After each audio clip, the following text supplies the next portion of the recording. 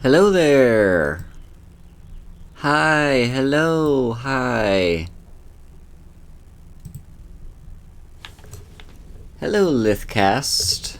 Thank you so much for the follow, by the way. We're now at 300 followers. I think you might have been my 300th, actually, so thank you so very much. Thank you, thank you, thank you. Alright. Inst we go into level 11. Master difficulty punching build. So, I don't think we can kill the frost troll. I don't think it'll be possible. But we'll see. Yeah, so for those who weren't here last time, oh, thank you so much. Yeah, I like my bottle too. Yeah, so for those who weren't here last time, we made it to Iverstead. And yeah. So, as I usually do, I'm gonna briefly walk through the small list of mods that I'm using. Alright. Mods. That would be in system mods. Okay. Yeah.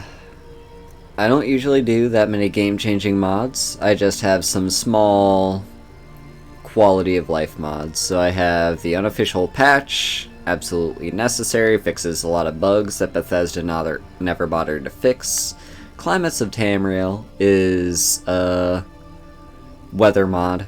It also has lighting options if you want more realistic lighting. I don't have those enabled. Pure Waters is supposed to make water look better. I don't think it does, but what have you. AI Overhaul was supposed to make the AI not talk to me random conversations when I'm just trying to enjoy the city. That's not what it does. But it does make them go and run away and hide if there's like a dragon or a vampire attack, so that's nice, I guess. Cutting Room Floor adds a bunch of cut content that was made by Bethesda, but never made it into the game. So it's like actual content that was planned, but never finished. So that adds, like, dialogue and stuff gets added. Fantasy soundtrack, you can kind of hear it in the background right now. Basically, it's music that's not part of the base game, but if you played this game like me for thousands of hours, as beautiful as the Skyrim soundtrack is, you'd kind of want a little bit more variety. So I went with that. Alright. So these are the mods that I used, and yep, nighttime in Iverstead. So, where we left off, I'm playing my build where like I punch things and stuff. Yeah, my follower is Feindal, who surprisingly isn't dead yet.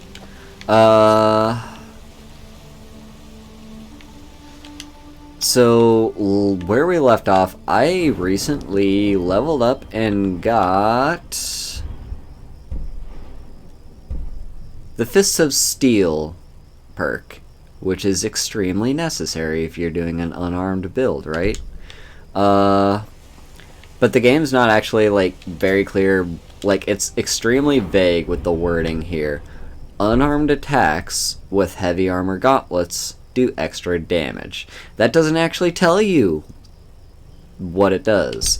So I looked it up, and basically, actually, come to think of it, I also didn't look up to clarify if it replaces the base damage or if it adds on to the base damage. But basically, whatever heavy armor gauntlets I'm wearing, I will now do unarmed damage equal to the base armor value of that gauntlet's armor rating. So you can see my current gauntlets, armor of 20, means my unarmed attacks will do, I think, 20 damage. I think that's how it works. If not, I do 32 damage, because I do 12 damage with my unarmed strikes as a Kishi. But numbers are just numbers. What matters most is I now do more damage, and that means when I'm getting to the late game, I want to focus on getting armor that has the highest armor rating, which means we're looking at Daedric armor, not Dragonbone armor. So, also it means improved, also it's unimproved. So even if I try to improve my gauntlets, that's not going to increase the amount of damage. Yeah, Daedric armor is pretty cool, and it's been a while since I've done a build that uses Daedric armor. Anyway, you may notice I'm walking in like the complete opposite direction of like the 7,000 steps to High Hrothgar. That's because I want to hit up this barrow first. Partly because it's here, and partly because I'm hoping I'll find loot or like level up or something so that I can maybe survive the frost roll. Okay.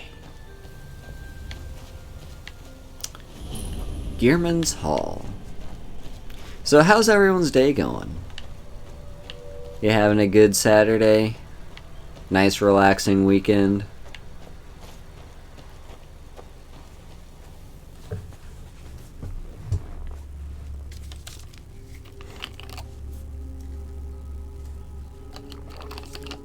Ordered some pizza and you're gonna probably play some Fire Emblem later. Hell yeah! I want to play Three Houses again. That was my favorite game before I discovered Vtubers and didn't have time to play any Switch games anymore. I should play that on stream sometime.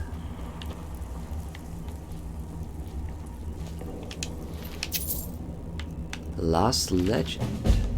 Ooh. Disgaea 6 is coming out soon. What's Disgaea 6? I haven't heard of that one.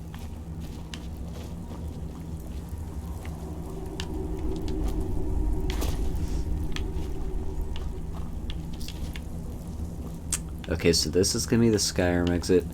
It's been a while since I've been in this dungeon, so bear with me here. I think... Okay, so we jump down here. Oh, looks like a trap got triggered. It's a tactical RPG series based around demons in the underworld and is very meta humor. Ooh, that sounds very interesting. I love me some tactical RPGs. Those are very fun. Alright, let's drop the save. I will swim under here because I know there's like at least some loot over here. I'll try and collect that. Potion of water breathing, I'll take that. I don't think I'll need it on the way out of here, but... It's good to be safe. Okay, Faendal, you're gonna kill me, you're gonna kill me, you're gonna kill me. Okay.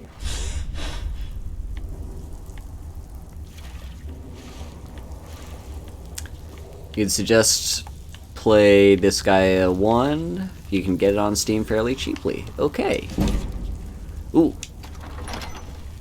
Yeah, that's just what followers do, though. They just try to kill you. Because if they kill you, then they don't have to work for you anymore. Huh?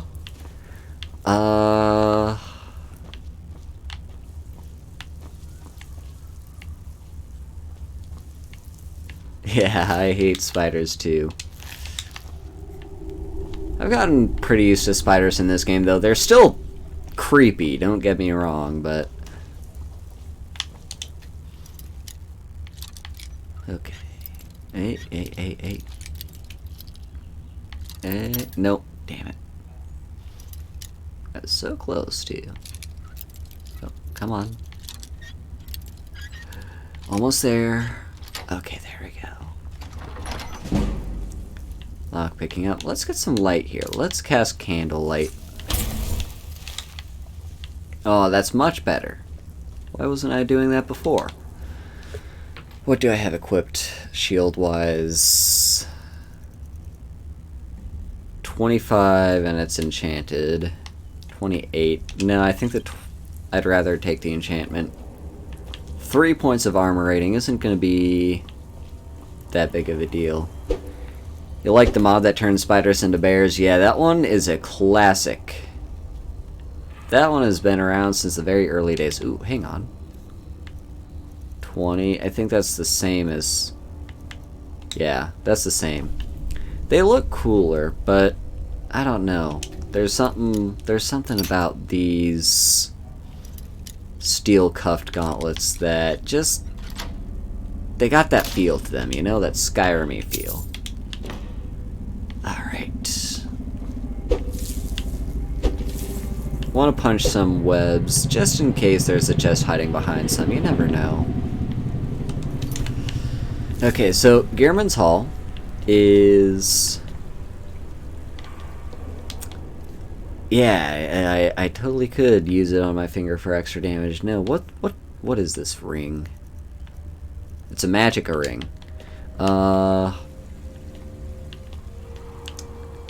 Yeah, shoot. I'm gonna have to remember these. So we've got eagle, whale, snake, whale. Alright. Eagle, whale, snake, whale. Eagle. Punch the basic Draugr. Don't need stamina potions. I will literally... Hey, that's rude.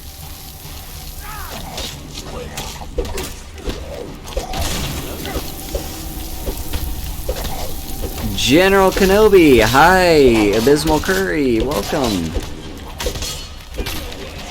There we go. Yeah, Draugr aren't as scary anymore. Maybe the higher level ones would be. Okay, so eagle, whale, and then snake, whale. Out of the way. Snake, whale. Why am I even taking unfilled soul gems? I'm not going to use them. I don't have a way to fill up their soul. I'm not going to take that. Okay. No, come on, take it. There we go. Okay, that's the trap it triggers. Alright, whale is on this one. Is there any other loot around here before I move forward? Doesn't look like it.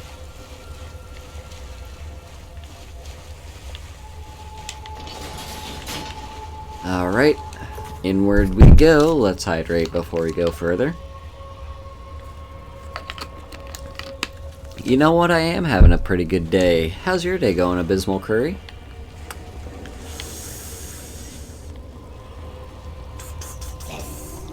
Hello, just basic Draugr. Level up my block skill. Ah, come on. Oh, that actually hurt a little bit.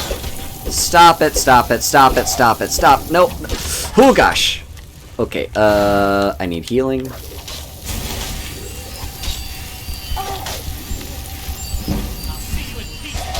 Hey, restoration leveled up. Got a couple more hours of work to go. It'll be good to be done with that, I bet. You can unwind for the rest of the day. Been a little slow. Yeah, I feel that.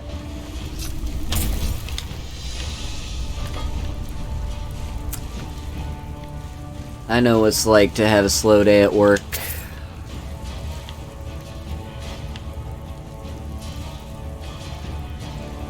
Okay, I'll take leather strips. Those are useful.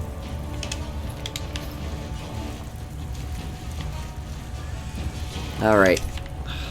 Anything else before I move on? What is this? Oh, a coin purse. I'll take that coin purse. 33 gold. Worth it. Okay. I'm also going to cast Oak Flesh because I haven't done that yet. Alright.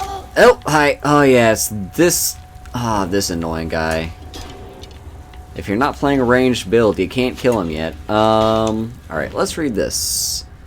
Lord Gearman, Archmage of Windhelm, Lord Battlemage to King Harald. Magus, keep thy vigil eternal, serve now in death as you did in life. By these seals our realm preserve from traitors 3 and their charm of strife.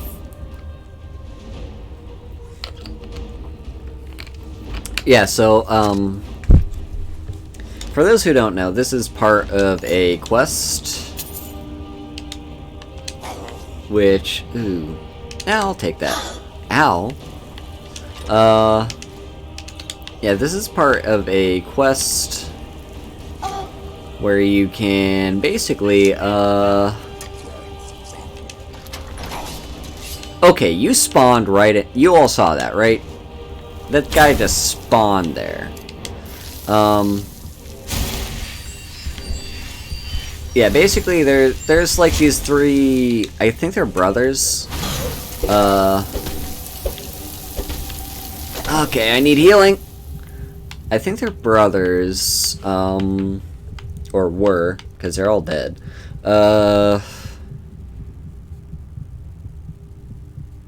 Galder. Right, yeah, the Galder amulet. We've got this guy Gearmund, and then I don't remember what the other two's names are. But basically, there's like an actual story behind them. I forget what the story is. Actually, if I remember to, I'll go ahead and read that story as I leave, because I think that book that was on the adventure has the full story there.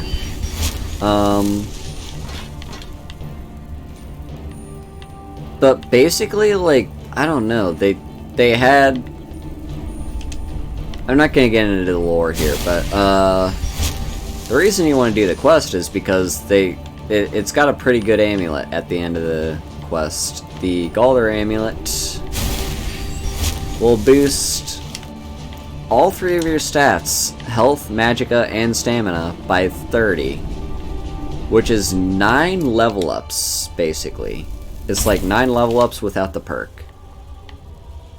So, yeah, it's good. Towards the late game with this build, I'm gonna definitely focus on just every single, actually just as I go on with this character, every single time I get the opportunity to, I'm gonna focus on boosting my unarmed damage and not care so much about, like, your blocking is annoying, not care so much about, like, my health. Because as long as I can boost my outgoing damage, that's the most important thing. Okay, don't touch that. That lever is a trap. This is the lever you want. I have been stuck at that point quite a few times, but I eventually learned my lesson. Alright, don't fall, don't. Alright, good.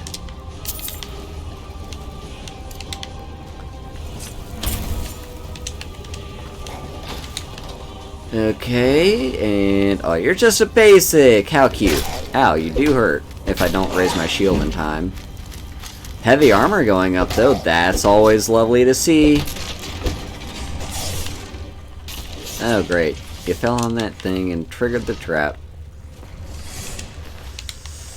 Okay, let's cast a little bit of healing here.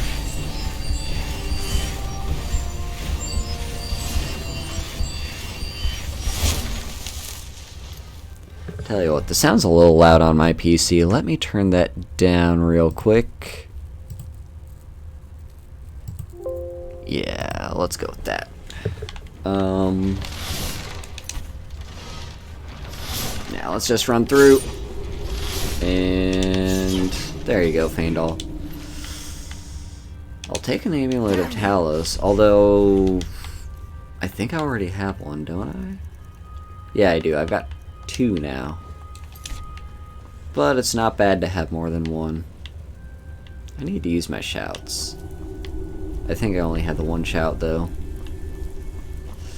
Alright, boss room time. Time to fight Gearmund. So make sure my healing is up. And then we'll cast Oak Flesh once we get the chance.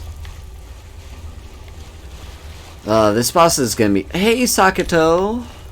Yeah, this boss is gonna be hella annoying when I have no ranged... I guess I have my one shout. That's it. Yeah, this is gonna be annoying. Here we go. Alright, Sigdis Galderson. Yeah, he's gonna teleport around the place. And then basically there's gonna be 3 copies. One of them is gonna be the real one. That's not the real one. That's the real... No, that's not the real one either. Is it? No, this is the real one. I need healing.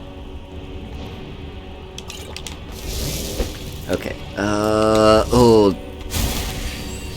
Yeah, this boss is gonna be tough. Especially since I don't do a lot of damage with my fists. Now, the good thing about the copies is they just die as soon as you hit them. Well, they disappear. They don't really die. Alright. Now, I do have a level up. I'm not going to use that because it feels like cheating in the middle of a fight to do.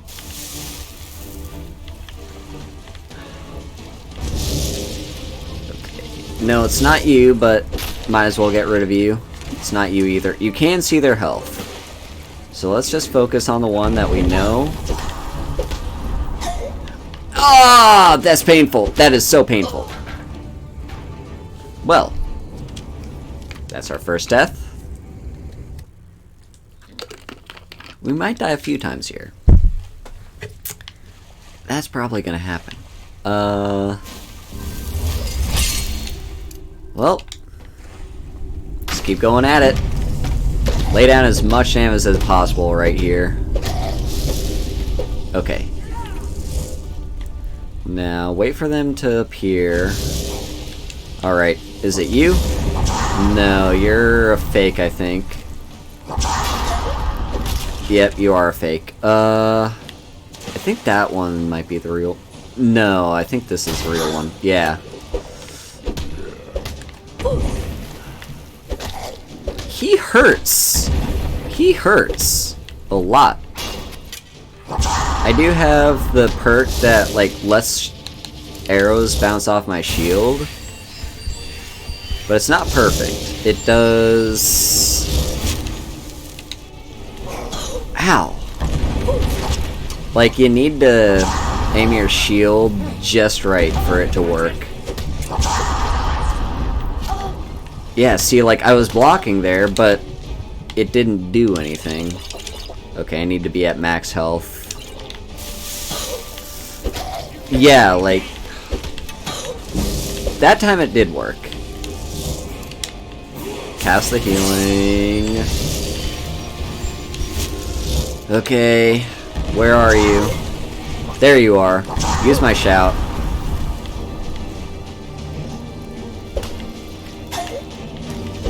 Okay, yeah, as long as I actually aim my shield to block the arrows, I think we'll be fine. Alright, where are you? There you are.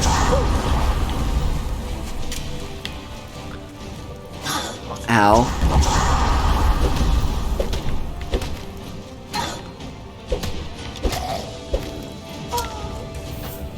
Fuck! Alright, well that's death number 2.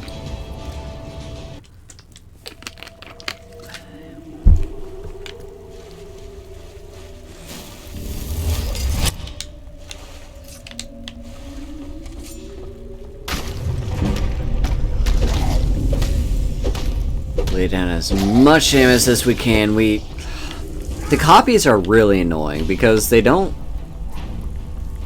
Come on. Because they do a ton of damage for not being real. Ow! Come on, seriously. Oh gosh, come on.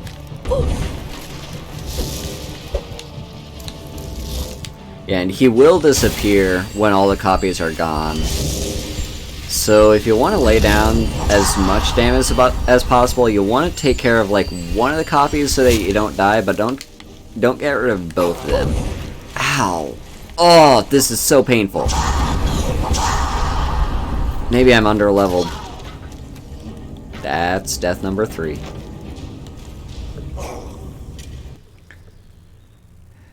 Yeah, maybe you shouldn't be trying to take on this boss at level 11 on master difficulty when you're doing a challenge run. But you know what? I'll go for it anyway. Alright. Just shout at one of them. Awesome, that was it. And you're the real one. Okay, that didn't block it. Why the... Really?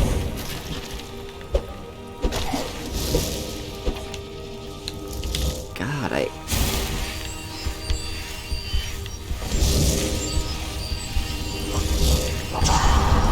Just make sure I'm topped up. The perk I'm talking about, by the way, is this perk right here. Arrows that hit the shield do no damage. First of all, I don't think that's 100% true. I think they do like a very tiny tap at you, but it's just like physics damage or whatever. Okay, you're the real one.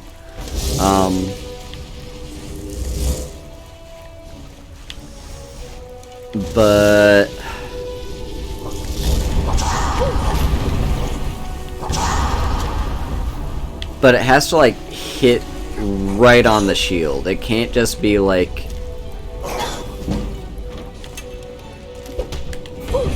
Ow! Oh god, I need healing. Yeah, it has to hit the shield dead on.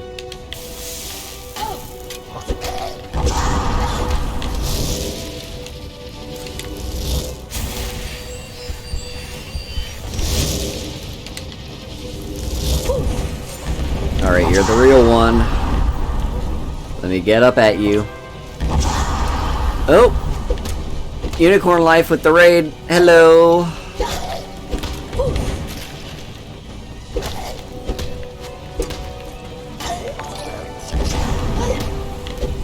I think someone just followed me there. Hang on, I'll need to check on that. Alright. What? Seer Fenwa, thank you for the follow.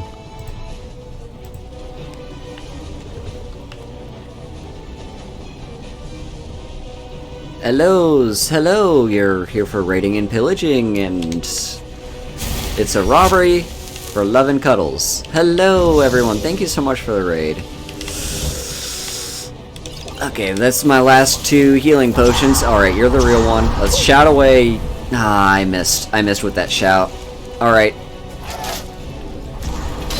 Yeah, keep focusing on Faendal. He's clearly the threat here. No! Oh, this... Ow. Okay, hide. I need a healing potion. Alright. He's about half health. Alright, that's good. Alright, you're the real one.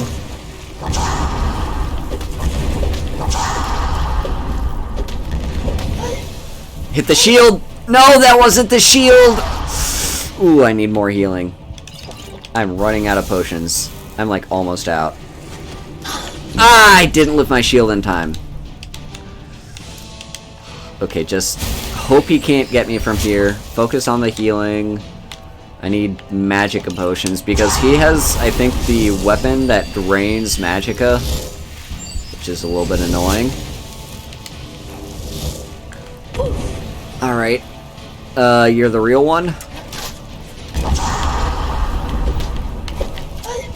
Ah, that hurts so much. Hi, Pixie Twinks.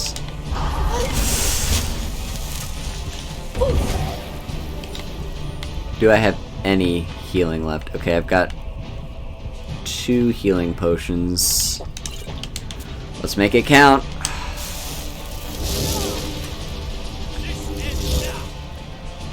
Well, we got a couple more phases left, Faendal. Oh, come on. My shout isn't recharged yet. Alright, you're down. You're the real one. Awesome. I did oh no, you're not the real one. Alright, well, damn it. Okay. I need healing.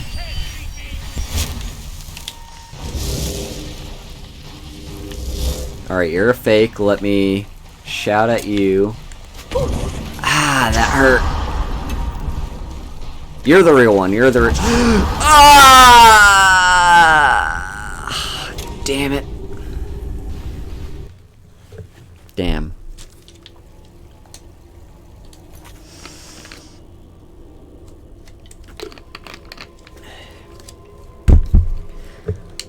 Part of me wants to save, like, partway through this boss fight, just so I don't have to go through all this trouble again. But it's also like, is it possible that one of my runs at this boss fight I'll be slightly more efficient and use less potions and be better at my blocking? That's a question. Okay, you're probably a fake. Oh my god, this blocking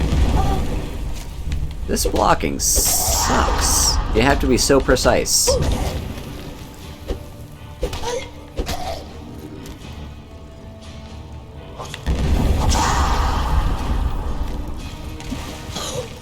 Ah, you see? Like... Alright, well, let's hide. Hi, Seahorse! How's it going? Yeah, we're struggling at this boss fight a little bit. I think I've died 4 times. Alright, you're the real one. You're one of the fakes. Oh! Okay.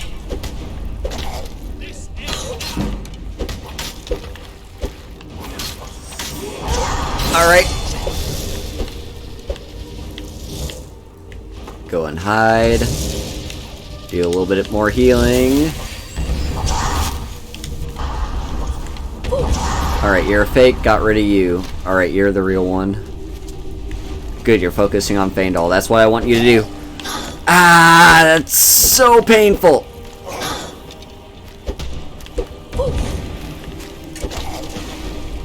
Okay, I need healing again. I'm gonna drop a save here. I feel relatively confident. I haven't used many of my healing potions here. Okay, let's drop. You might. Okay, Faendal took care of you. You're the. No, you're. No, you're real. Damn it. Well, good thing I dropped that save. Good thing I dropped that save.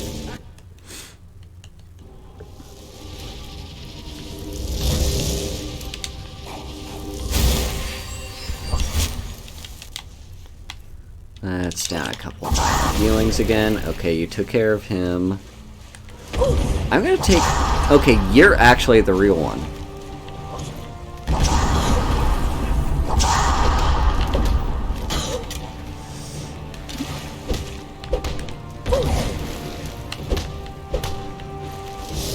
Alright, good.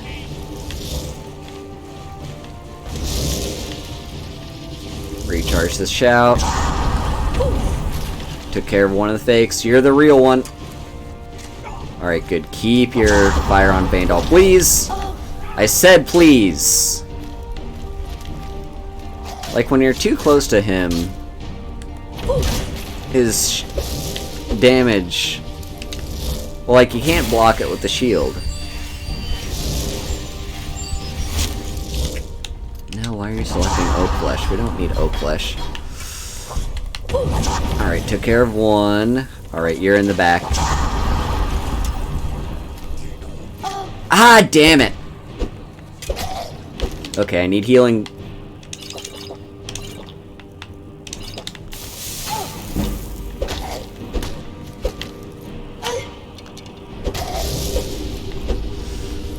Okay. You are a fake. You're a fake, so you're the real one.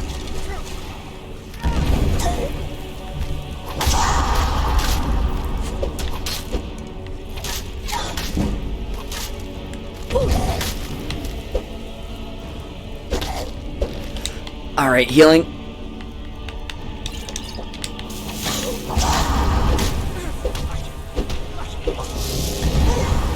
Hi, Pirate Islander.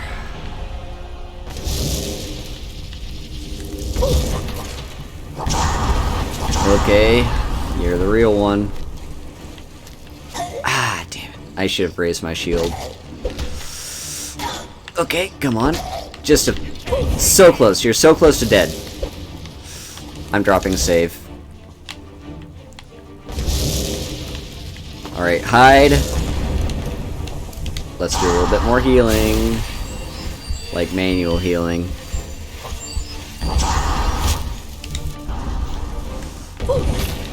One of the fakes is dead. You're the real one because you hurt a lot. Oh no, oh no, oh no. Okay, he's shouting. He's shouting. I can use this opportunity to lay down some more damage. Come on! Okay, okay, okay. This fight is almost over. I'm using the last of my healing potions. I can't take the risk. You're the fake. You're the real one.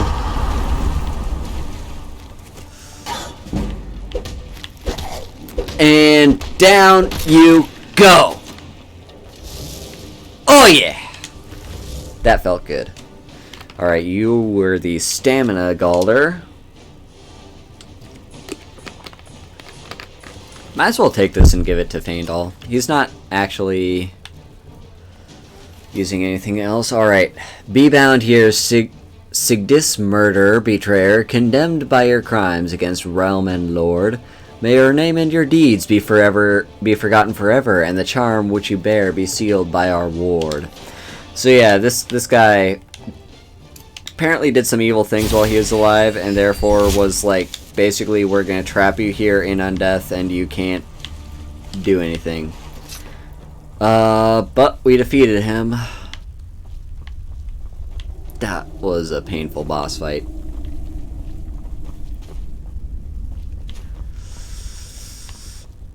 I usually try to keep like a consistent schedule with the games I stream.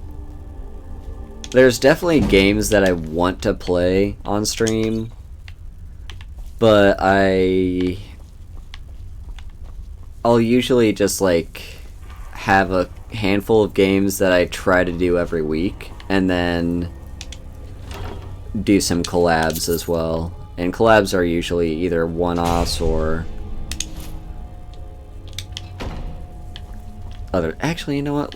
Let's give you some. No, actually, better idea. I'll craft you some leather armor if you survive long enough. What do you want me to carry? Let me give you Galder Blackbow. It's probably better than your current weapon. Also, let's level up now. I could probably use some more magicka. I could also use more healing, but okay, quickly reflexes. Let's look. Well fitted. Actually, well fitted's probably not a bad idea. Not gonna use Soul Squeezer at all. Alteration. Apprentice Alteration could be useful. No, let's focus on heavy armor. Well fitted. I didn't actually check beforehand what my armor rating was, but let's just look and see. Alright, went up from 20 to 25, so assuming that still counts as the base armor rating, we're now doing 5 extra damage with every punch, which is good. Okay, so like I said, yeah. Here's basically what the lore is for the Galder amulet. Lost Legends of Skyrim. I think this is more than one legend. Is it? Or no? You know what? This is a relatively quick read. We'll read it all the way through it. There's a few. Okay, yeah, this isn't just the Galder legend, but there's some other stuff. But there's some cool details in here. So, the history of Skyrim is vast. predicating even the most ancient records of man and mer. Mer being like non-men. They're like they're the Orsimer, the Falmer, the Dunmer, Bosmer, and Altmer. Those are the mer. Much has been lost, fallen for the ravages of war. Oh, and Dunmer, but they don't really exist anymore. Much has been lost, fallen to the ravages of war or the turning of the ages, but nothing is ever truly forgotten.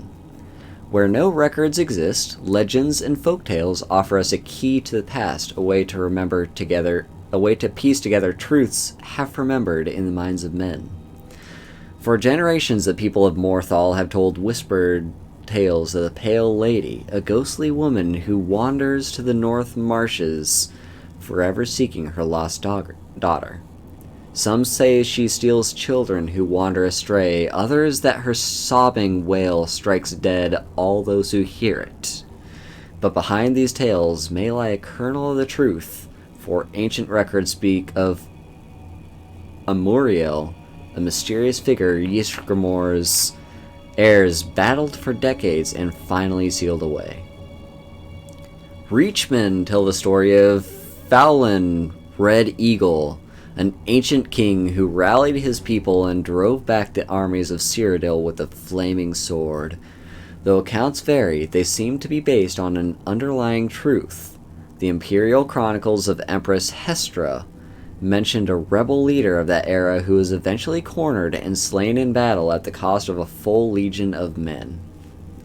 But some tales prove far harder to analyze. Among scholars, perhaps the best known is the forbidden legend of the Archmage Galder. The dawning days of the First Era, the story goes, there lived a powerful wizard by the name of Galder. Wise and just, he was well known in the courts of King Harald and the Jarls of Skyrim, and his aid and counsel were sought by man and mer alike. And then he was murdered. Some say one of his sons killed him. Others say that King Harald, jealous of his power, gave the order. But Galder's 3 sons fled into the night, pursued by a company of Harald's best warriors and the Lord Geirmund, the king's personal battle mage. A great chase ensued, from the wilds of the Reach to the glacial north. One brother is said to have perished in the ruins of Forgunthur at the foot of Solitude. The others were run to ground soon thereafter. And once it was done, King Harald ordered every record of their murders destroyed, and Galder's name and deeds were struck from the rolls of history. Even today, few sources remain, and no bard will tell the tale. But perhaps the truth yet remains in some ancient ruin waiting to be unearthed, for nothing is ever truly forgotten.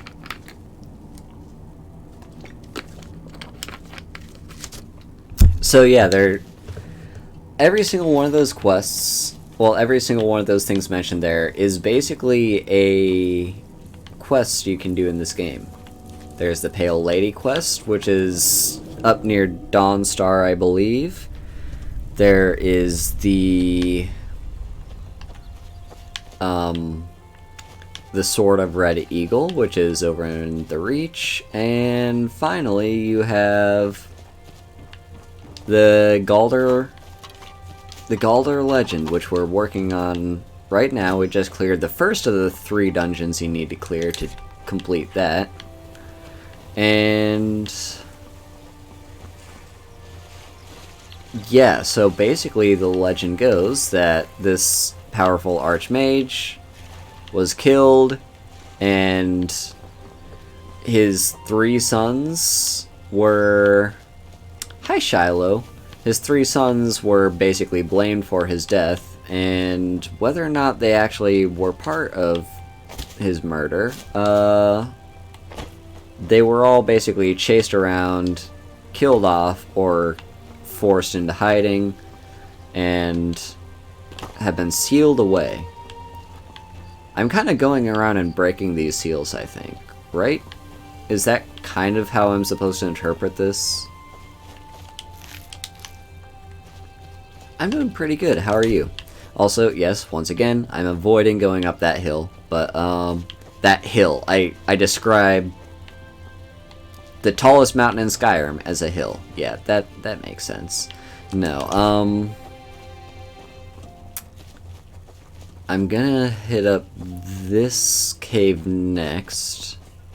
This cave has bears and stuff. I know there's a bear on the outside. Is the bear gone? Huh. Maybe the bear is up here somewhere.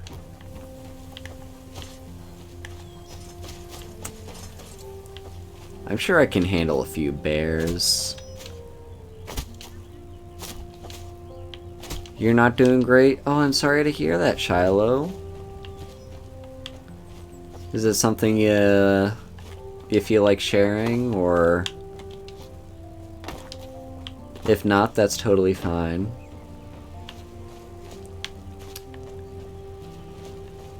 But I hope things get better for you. Hey, it's a bee! A cute little bee. Is that a honeybee, a bumblebee? Either way, it's a little bee. Bees are lovely.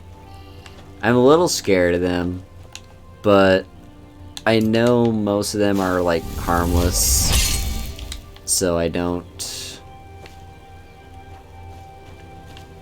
I do my best to take care of bees, not to try and kill them.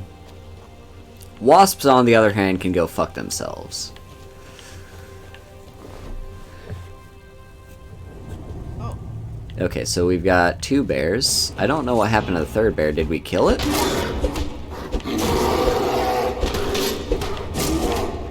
In theory, I'm assuming these bears should do a little better than the trolls that I completely failed to kill right outside of Whiterun.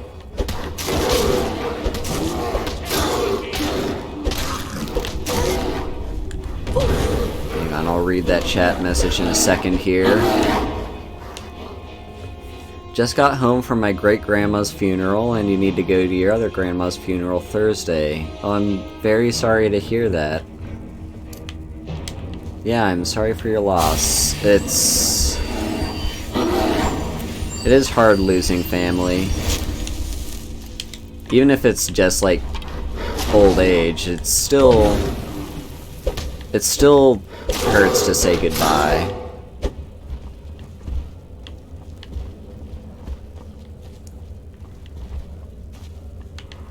I'm just kind of cheesing this bear right. Oh, god damn it. Okay, heal.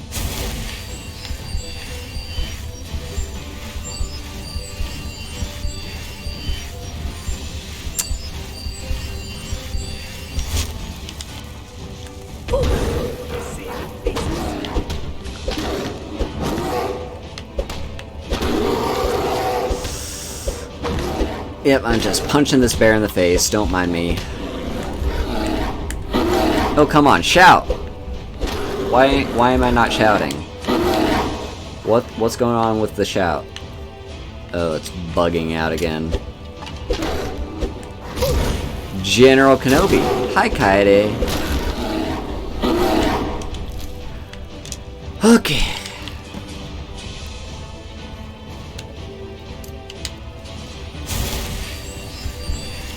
Hello. Alright, so that's these 2 bears taken care of.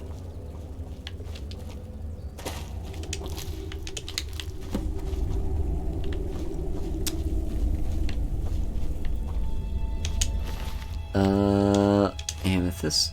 Locked room. Hell yeah. Lock picking.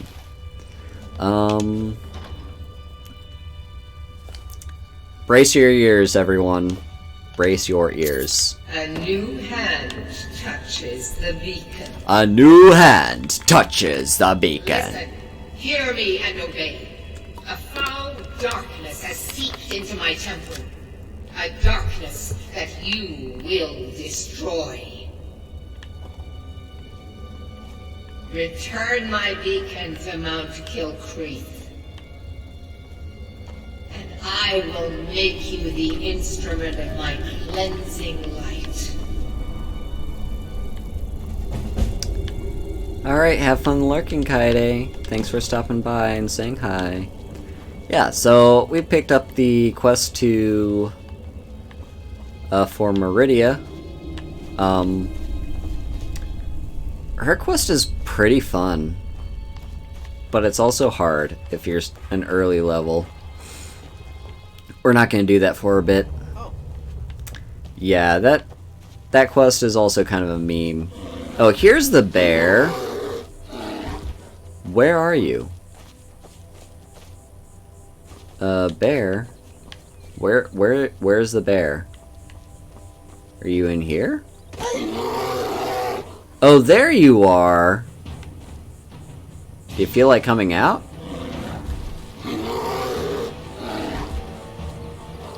Skyrim, everybody. Yeah, so with Meridia's Beacon, it's like a quest where basically there is no way to ensure that you pick up the quest and add it to your quest journal. You just kind of have to get lucky. But after a certain level, I think it's level 10.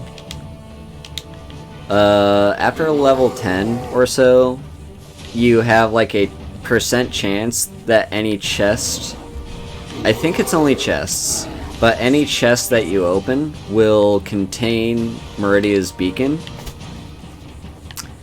And you know what, we're not gonna bother with that bear because there's no way I'll be able to loot it if I die, and I don't gain any benefit from it dying, so we'll just leave it. Yeah, so Meridia's Beacon, once you pick it up, you're stuck with it, and it gives you a quest that you have to complete for the Daedric Prince Meridia.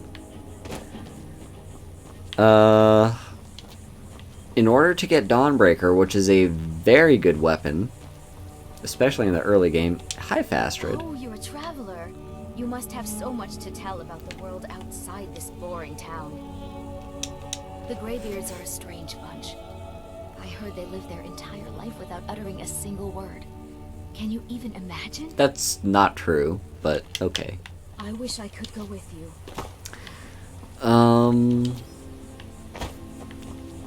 Yeah, so you're given the quest.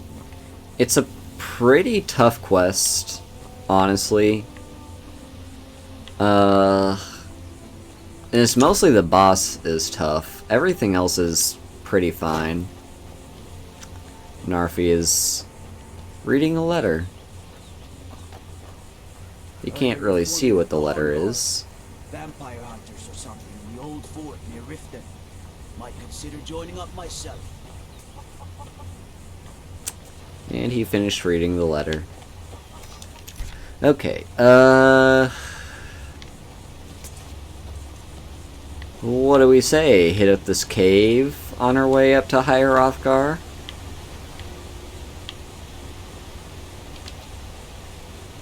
While we look at the beautiful scenery. God, I love this game.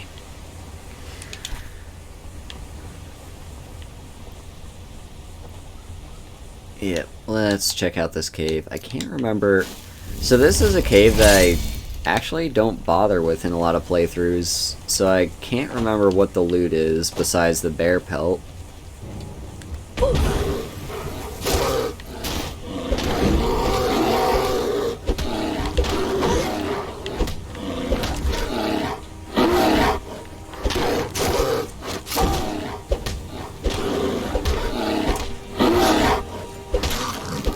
Alright, bear taken care of. Yeah, what's in this cave? I can't remember.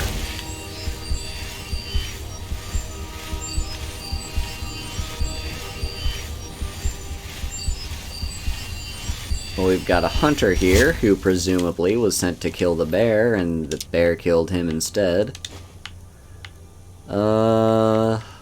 Nothing really good. Yeah, let's head inside, see what's in here. Pine Peak Cavern. Huh? Let's get some candlelight going.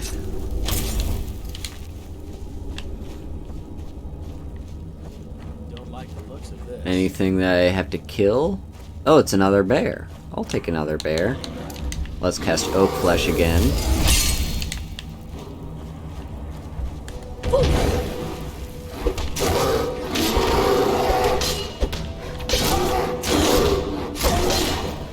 Alright, this bear is being a little bit painful. Do I even have healing potions? I don't. I don't have any healing potions. I use them all up on that, boss. Okay. This is fine.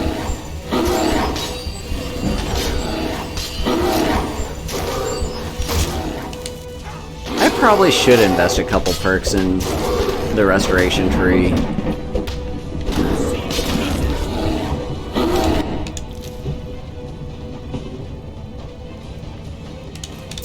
Cave is full of bears, the chat is full of lurkers. Indeed it is. Hello, Ambition Nerd. How's your day going?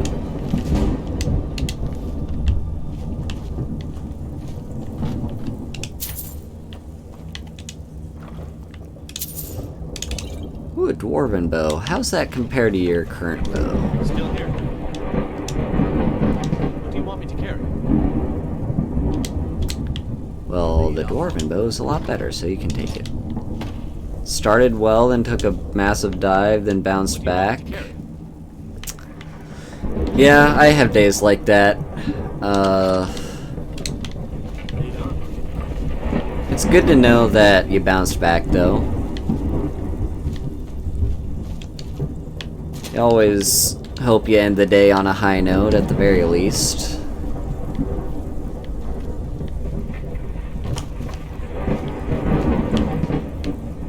But yeah, I'm sorry to hear you had a rough middle.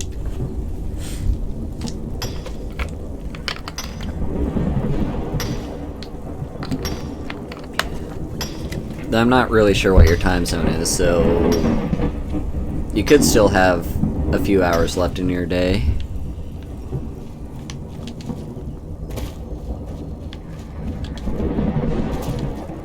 You fixed it. That's good. That's good to know.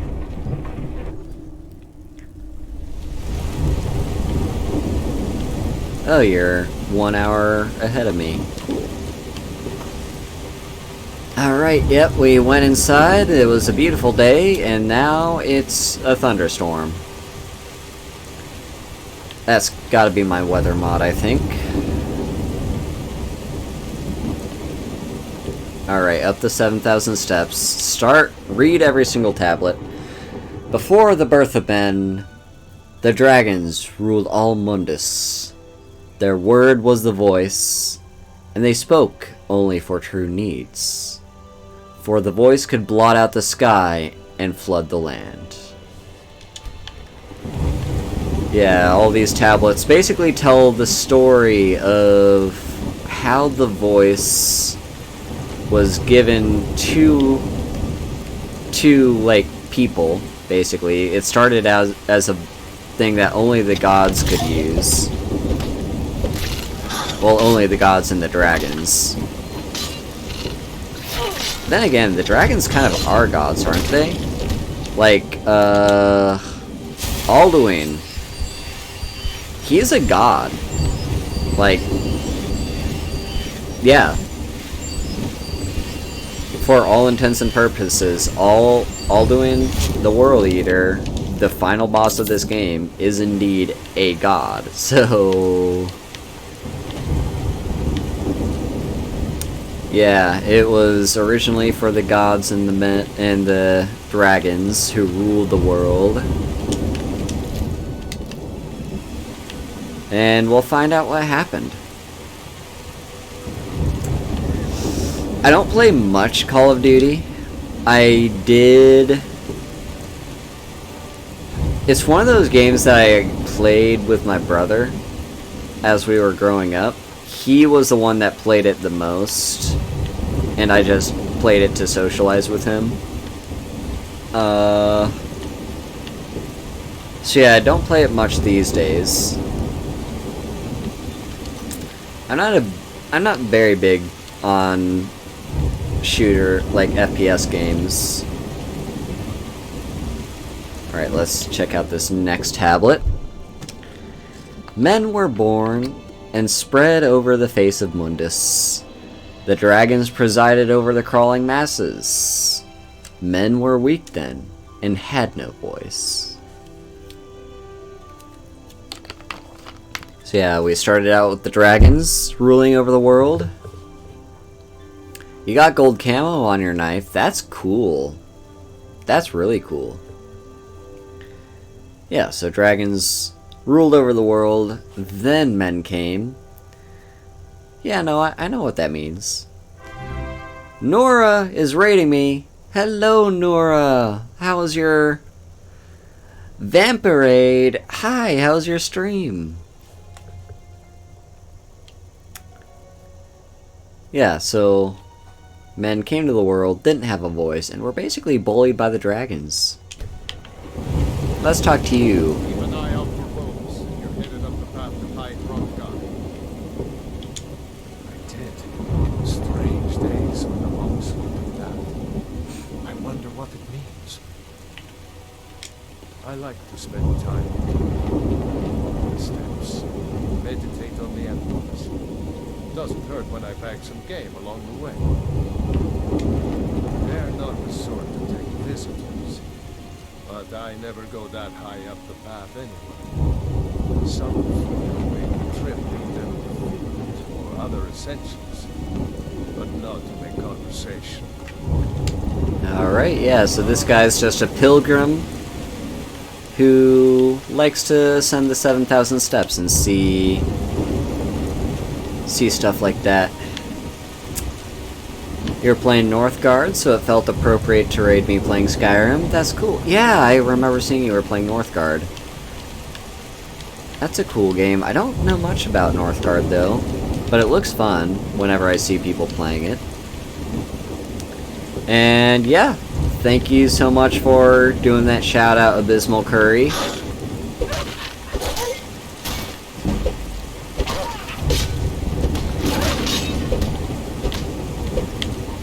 Thank you for shouting out, Nura. This wolf is afraid of death.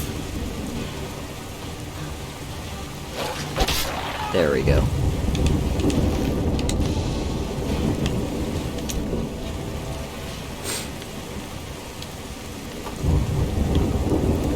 Though you want to know a little secret?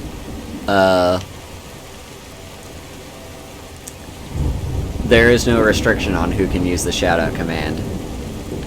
Anyone can use it. You don't have to be a mod.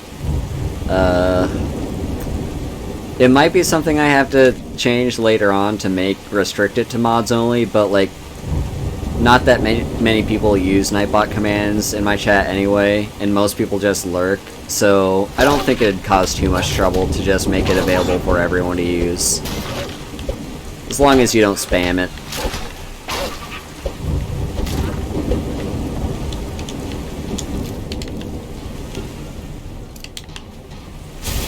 Yeah, so currently we're only facing a couple wolves up the path to High Hrothgar, nothing too big.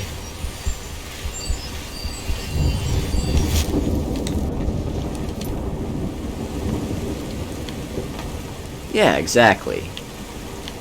What Nura said. You can indeed do the thing.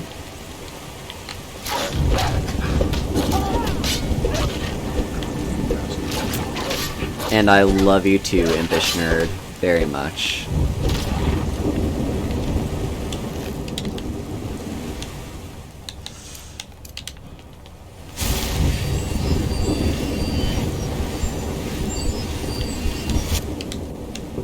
God, why does it switch to candlelight? Okay, this should be tablet number 3. Also, there's a few offerings here. Tablet 3. The fledgling spirits of men were strong in old times, unafraid to war with dragons in their voices. But the dragons only shouted them down and broke their hearts. So men were very spirited, but they didn't, they couldn't really combat the dragons. Basically, the dragons had God mode on, and humans were basically just like, well, I guess I'll die. And yeah, but they were fighty. They were basically, you know, short people. When you insult their height, you know, they'll put up a fight, even if all you have to do is hold your arm out and they can't hit you. But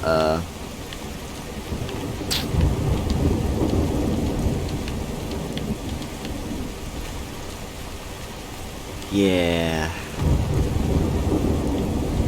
I swear, every single time I've ascended the 7,000 steps, it's been like thunderstorming. Every time I've done this in a playthrough of Skyrim with the weather mod. It's weird.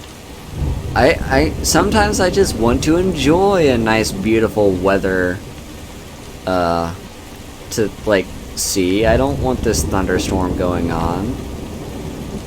Anyway, we have our second pilgrim here.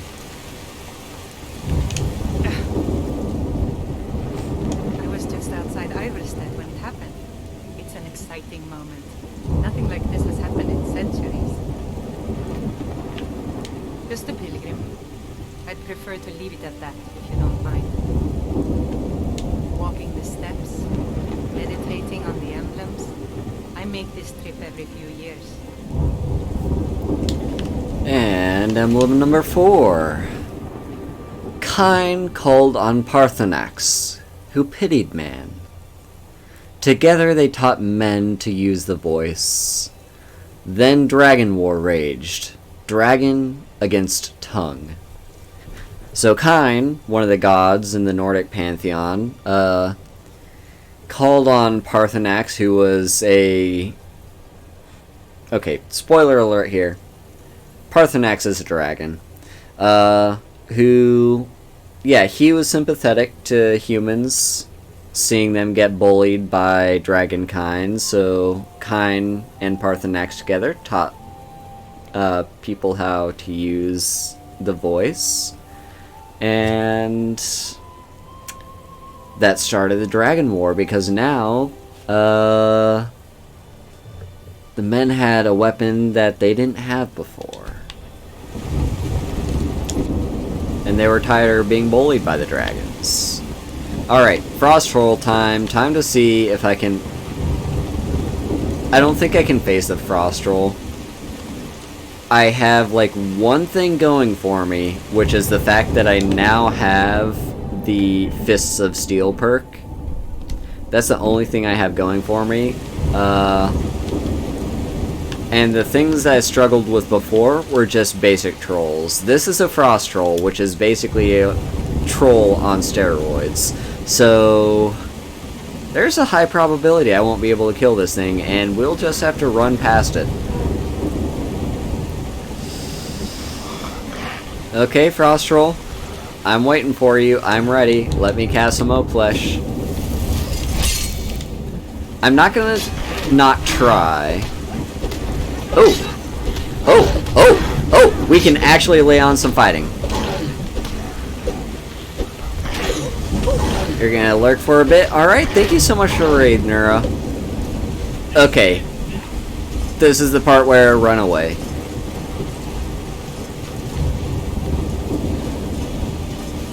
We can definitely lay some damage on this Frost Troll.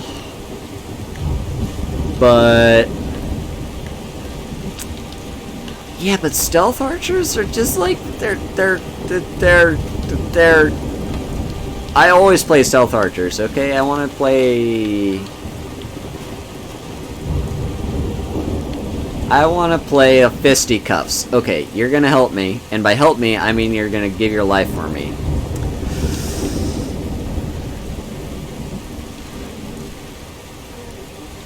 I mean, the Frost Troll is currently just slaughtering Feindal.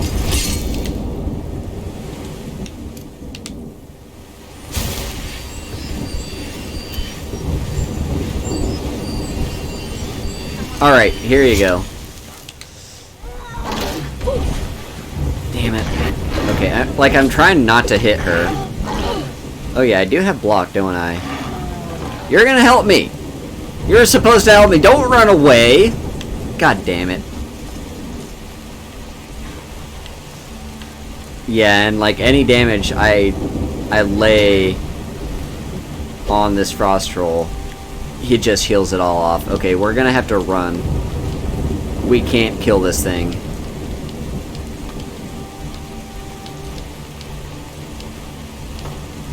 The Flash mod.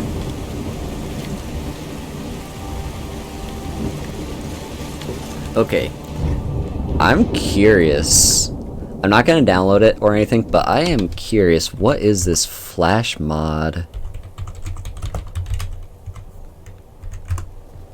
Skyrim Flash mod. Are you talking Flash Step on the Nexus?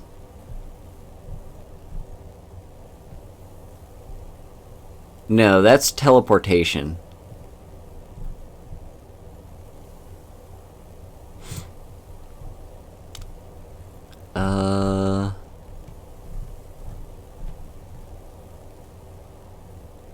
Oh, here we go.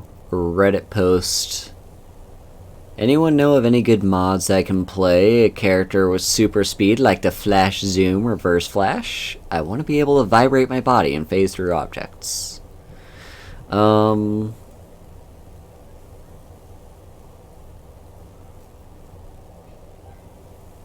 So, here we go. Skyrim Nexus. This page is taking forever to load. Okay, so, yeah, reply to that post. Some of the spells have the same powers to the Flash mod, just that it does not come with the texture. Okay, let's look at this PC Master Race link. Internal server error. Okay, love to see it. Love to see it. Alright, well, I'm not going to spend too much time to... Oh, I love this question. You know how Google search, when you type in like a search result and then it just has like people also ask? Top result here. Are Skyrim mods illegal? Oh, you sweet summer child. Anyway. Let's go back to this. And actually, while I'm paused, I do have to take a quick bathroom break. I'll be right back.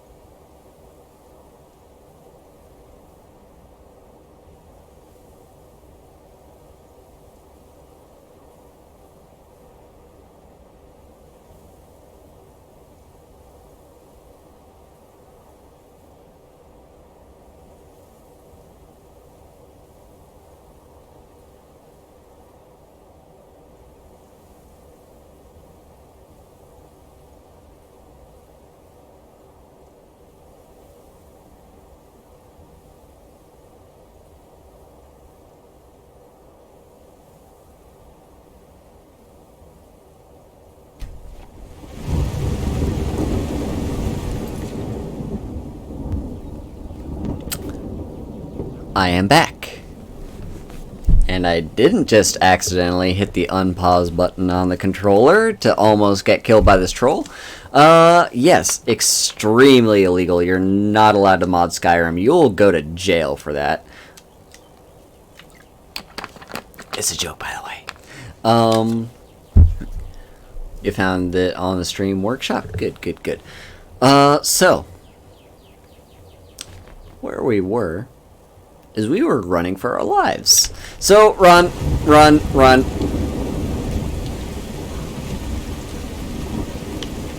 Feindal's fine, he'll catch up. He will catch up. I see, I see.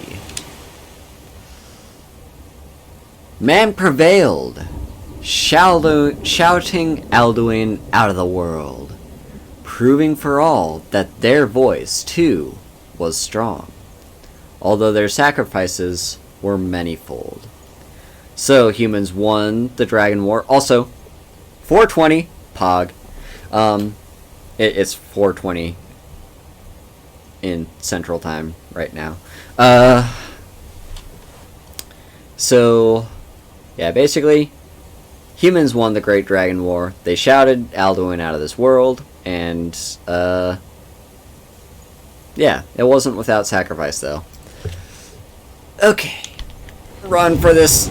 Run for our lives. Run for our lives. Okay, the Frost Troll seems to be gone now.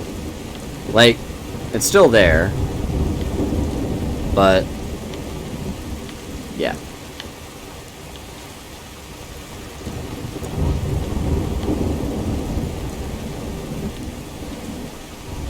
Alright, the Frost Troll seems to have given up. So, yeah. 7,000 steps, guarded by the Frost Troll. Everyone's favorite experience.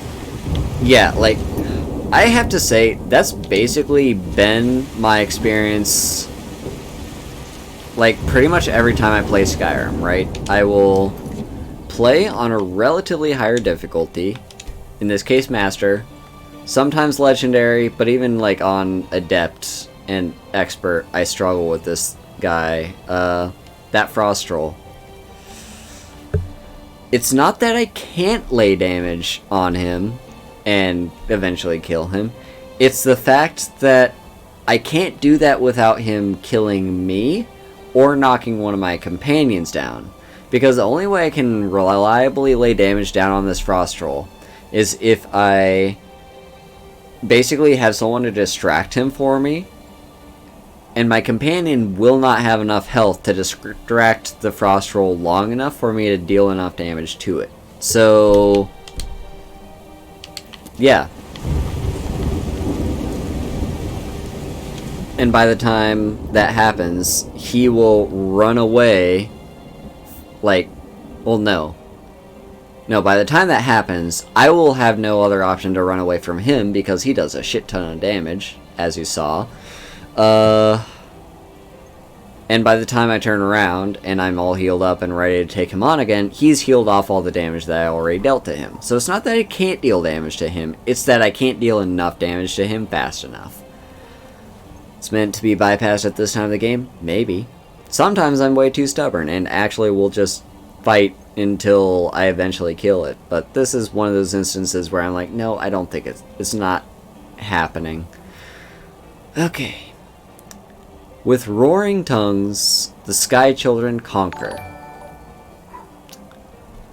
Thank you. Yeah, let me see who that is. Thank you, Joshua Cujo, for the follow. With roaring tongues, the Sky Children conquer, founding the first empire with sword and voice, whilst the dragons withdrew from this world. So, with the Great Dragon War ended, basically, it says Sky Children. I think that's referring to... What is that even referring to?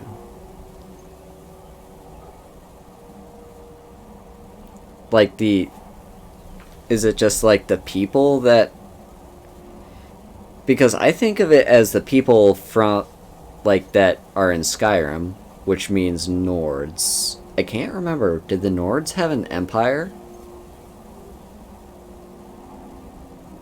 Actually, they probably did, didn't they? Because Talos was the human-turned god.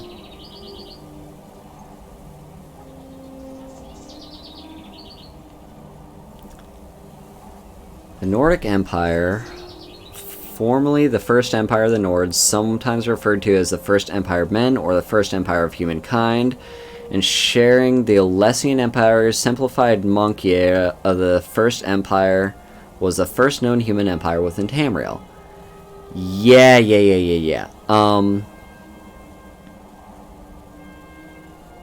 Yeah, no, like, that's the entire Talos thing, isn't it? Like, Tiber Septim? No. Yes. Wait. Okay. People are gonna hate me. I used to know this lore, and then I kind of stopped reading up on the Skyrim lore. Talos is Tiber Septim, right? I'm pretty sure those are the same person. Forgive me if I'm wrong. In that case, does that mean that the Septim dynasty descends from Talos?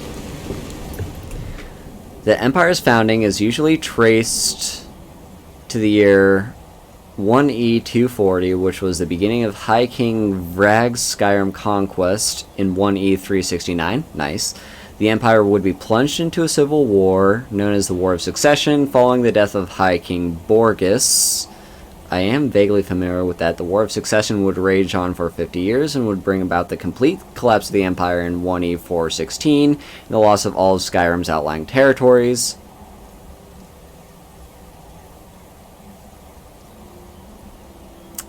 Alright. So... honestly, like...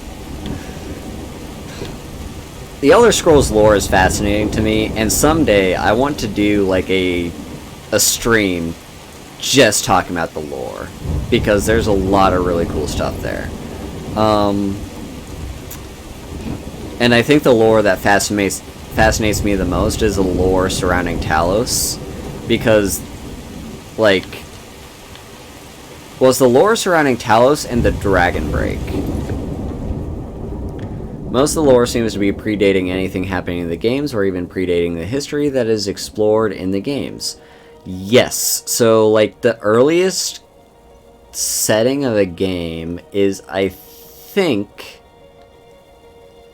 The Elder Scrolls Online, which is set in the end of the Second Era? No. Or is it the end of the First Era? I can't remember.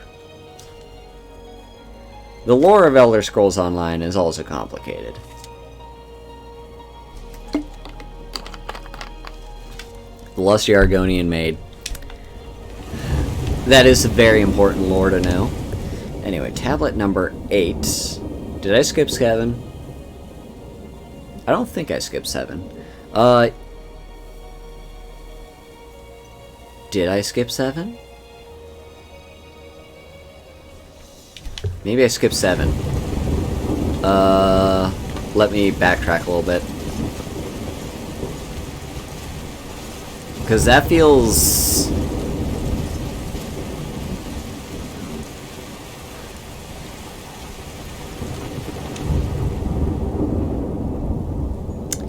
Yes, the Wood Elves eat people, and that's another piece of fascinating lore. See, that is because of the Green Pact, which is basically...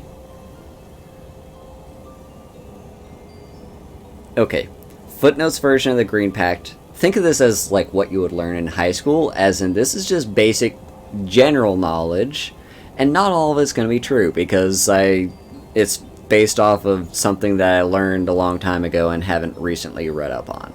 The Green Pact is basically like their pact with one of the Daedric princes, I can't remember which one, that basically they have to treat all plant life as sacred. And a part of that is basically, oh yeah, the tribunal. The tribunal is also kind of crazy.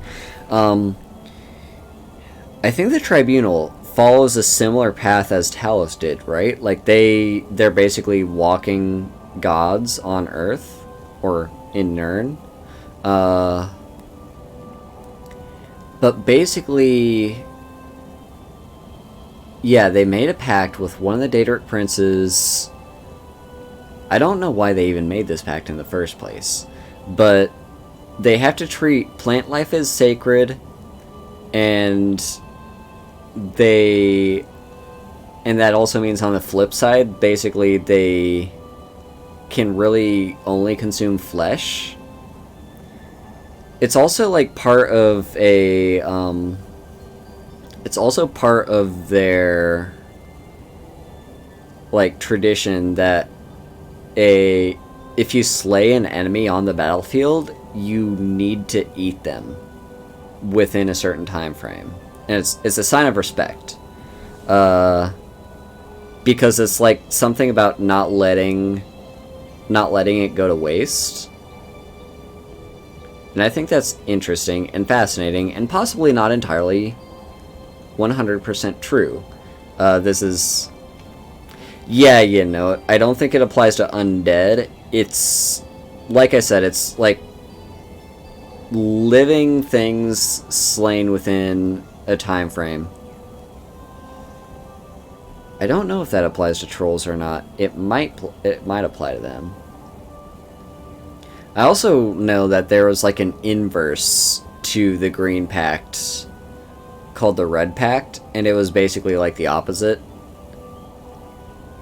I don't know all the details on that either, but there's some fascinating stuff out there, and if you want to spend an entire like week reading up on Elder Scrolls lore, I recommend it. There's a lot of really cool stuff there.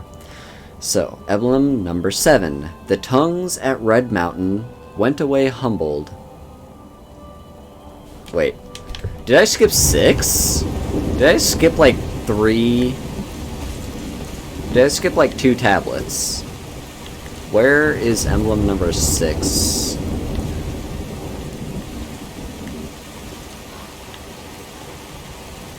I feel like this always happens when I try to ascend the steps is... No, I did read 6. Okay, so 7 just... Also, there's Faendal. Okay, so why... So something about the Sky Children. I think that is referring to the First Empire there. The tongues at Red Mountain went away humbled. Jurgen Windcaller began his 7-year meditation to understand how strong voices could fail. I don't remember what this is in reference to. I think there was like... This might be in reference to the Battle of Red Mountain between the Nords and the dwarves, or no, was it the Nords and the... What were the Dark Elves before they became Dark Elves? I think it was that. I think that's what this battle refers to. But either way, yeah, Jurgen Windcaller was like there at the Battle of Red Mountain. And so, yeah, because they lost the battle, so he's like, well, we had the voice, which is this power granted to us by the gods. Why didn't we win? And so he's like, well, I'm gonna study on this for 7 years. Yeah, homie ate some real strong weed brownies. And down there you can see Bleak Falls Barrow.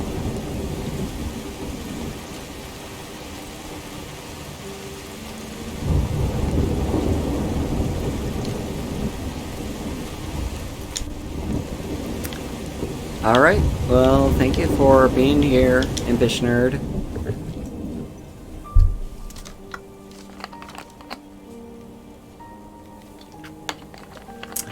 Emblem number 8. Jurgen Windcaller chose silence and returned. The 17 disputants could not shout him down. Jurgen the Calm built his home on the throat of the world. So after 7 years of meditation, he basically came to the conclusion that the voice is not supposed to be used for war. So he came back with that as a conclusion. This is really just a, like, dogma sort of thing. It's like I don't know if he was actually challenged by like 17 people that couldn't defeat him, but I wouldn't put it past reason that actually happened. But yeah, he basically came to that conclusion that you're not supposed to use the voice for warfare, and so he became like Moses or something, you know. And here I am revealing my lack of knowledge of Abrahamic like history, but like basically he became a person that a lot of people followed, right? Like he was a disciple of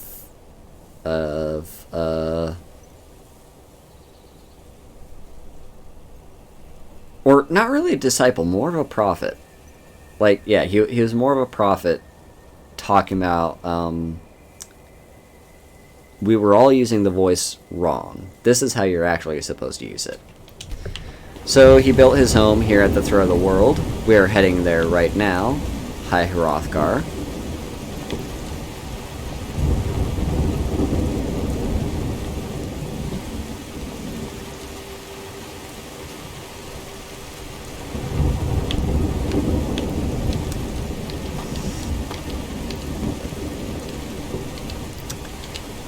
Also, I did not miss your comment, Ronin Twitch. I just forgot to respond to that. But no, I'm not ignoring you.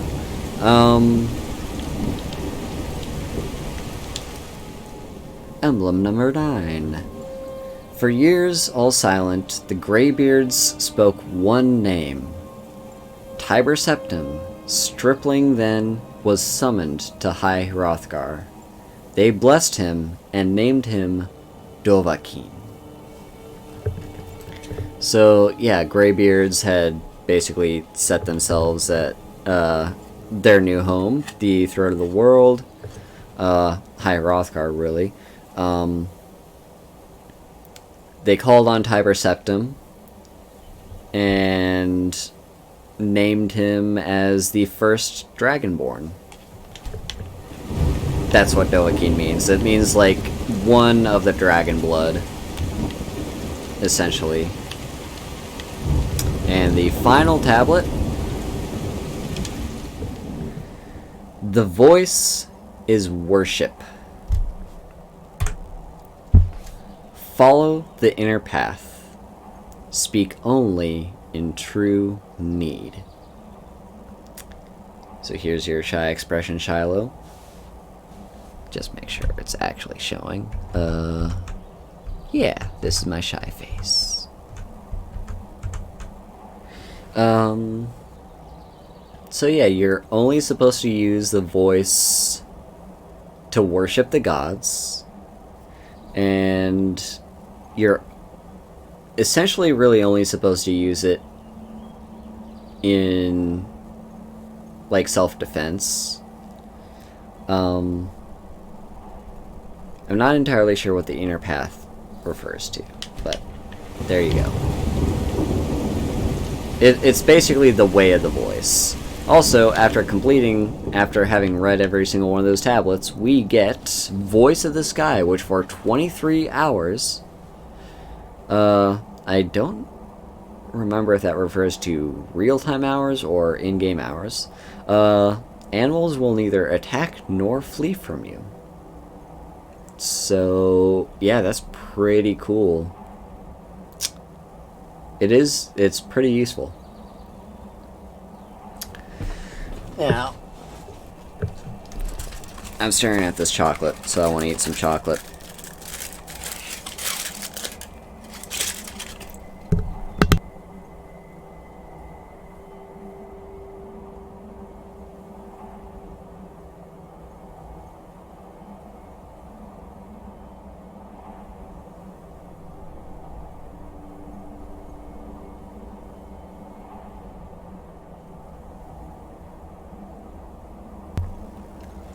Alright, Shiloh and Beelzeboobs.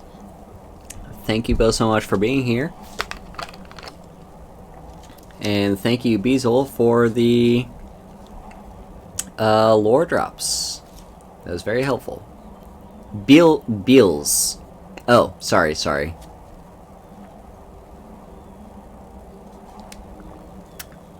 Beels. I'll try to remember that.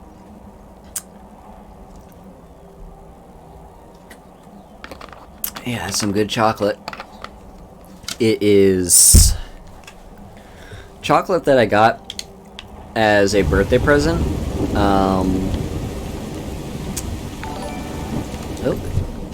Oh, it's ancient Hebrew. Probably pronounced more akin to Beelts?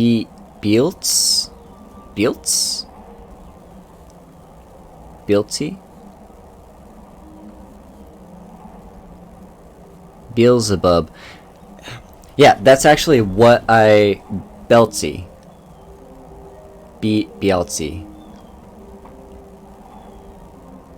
Okay, I'm sorry. I'm really struggling with this pronunciation, but... Yeah, no, it like... Beelzebub came to mind, but, like, I always read that as... Beelzebub. So... Thank you for correcting me. Also... Hanaya Setsuna, thank you for the follow. Beetlebum. Yeah. Yeah. Bye-bye. Have a great day.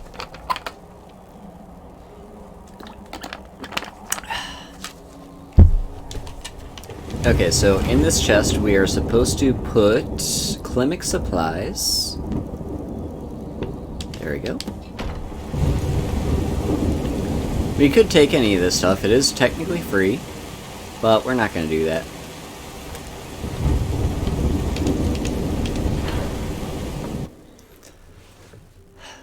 Yeah, so that chocolate is, hello, hi, thank you so much for the follow. Yeah, so that chocolate is, dark chocolate with chili. Chili dark chocolate. It is very good. But also very rich. I don't eat too much of it. I eat like one square at a time. So, the Dragonborn appears at this moment in the turning of the age.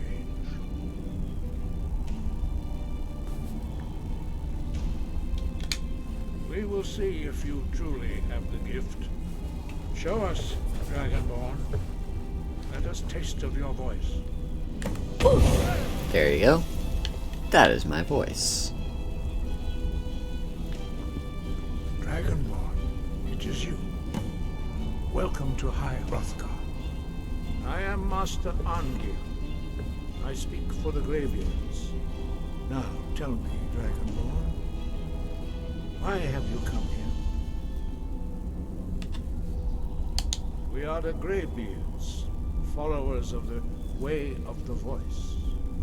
You stand in High Hrothgar, the slopes of Kinarith's sacred mountain. Here we commune with the voice of the sky and strive to achieve balance between our inner and outer selves. You did not mishear. I only used the first word of Unrelenting Force, which is Fus, because I don't know any of the other words yet. But we will learn those eventually. We are here to guide you in that pursuit, just as the Greybeards have sought to guide those of the dragon blood that came before you. You are not the first. There have been many of the dragon blood since Akatosh first bestowed that gift upon mortal kind. Whether you are the only dragonborn of this age, that is not ours to know. You are the only one that has been revealed thus far. That is all I can say. Actually, wait a minute. You thought you heard the Roblox off for a second? I have not heard that sound clip, so I cannot say if it sounds similar. I mentioned before I thought Talos was the first Dragonborn. Actually, isn't Mirak the first? I think Mirak is the first. We are honored to welcome a Dragonborn to High Hrothgar. We will do our best to teach you how to use your gift in fulfillment of your destiny. That is for you to discover. We can show you the way, but not the destination. You have shown that you are Dragonborn. You have the inborn gift. But do you have the discipline and temperament to follow the path laid out for you? That remains to be seen. Without training, you have already taken the first steps towards projecting your voice into a thum, a shout. Now let us see if you are willing and able to learn.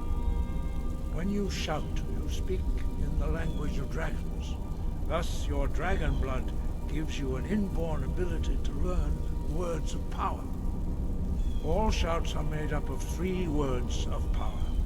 As you master each word, your shout will become progressively stronger. Master Einarth will now teach you Ro, the second word in Unrelenting Force.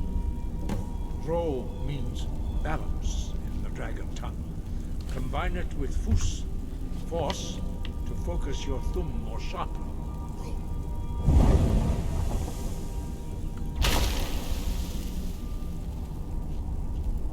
Alright, let us learn Ro.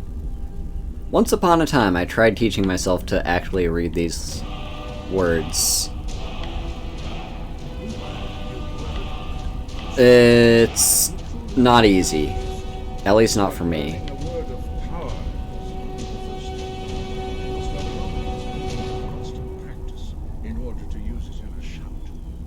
Well, that is how the rest of us learn shouts.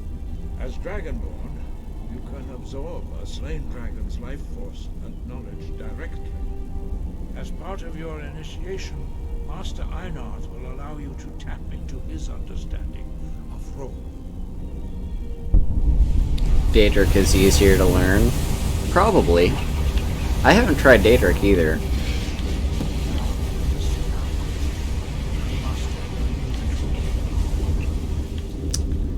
Alright, so make sure I have Unrelenting Force equipped. There it is. Use your Unrelenting Force shout to strike the targets as they appear.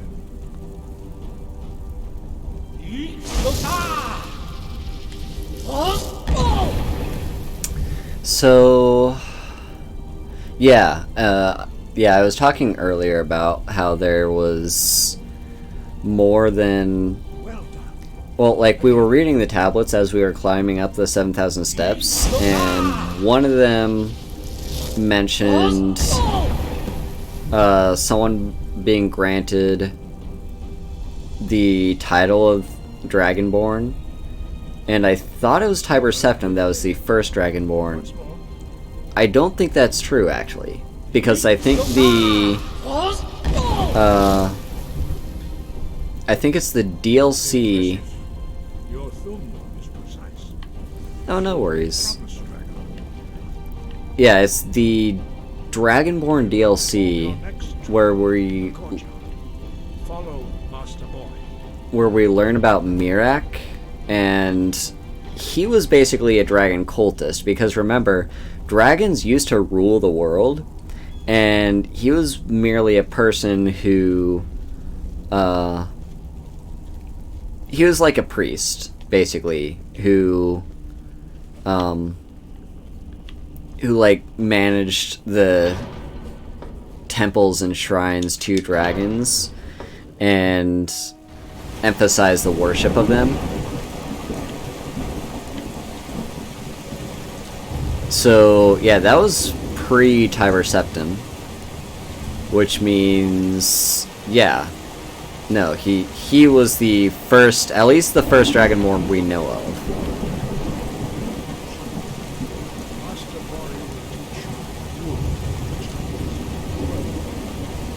You're gonna have to speak up. The rain is kind of loud.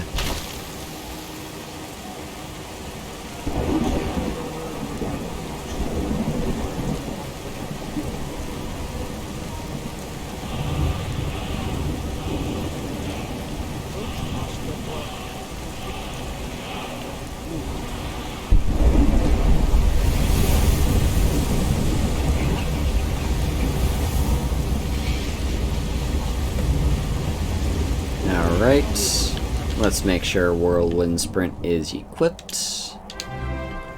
Vivi with the raid. Hello, Vivi. Hello, Skull Squad. Thank you for the raid. How's your stream?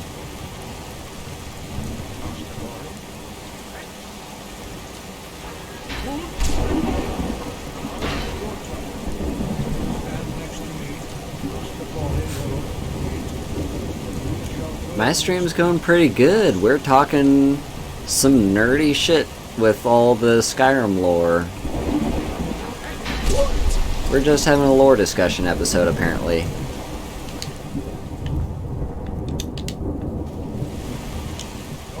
It's good to know you had a lovely stream.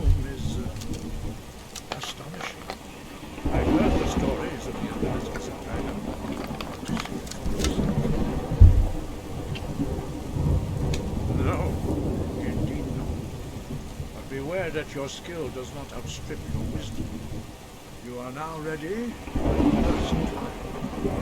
Retrieve the horn of Jürgen Windcaller, our founder, from his tomb in the ancient vein of the Mustafa.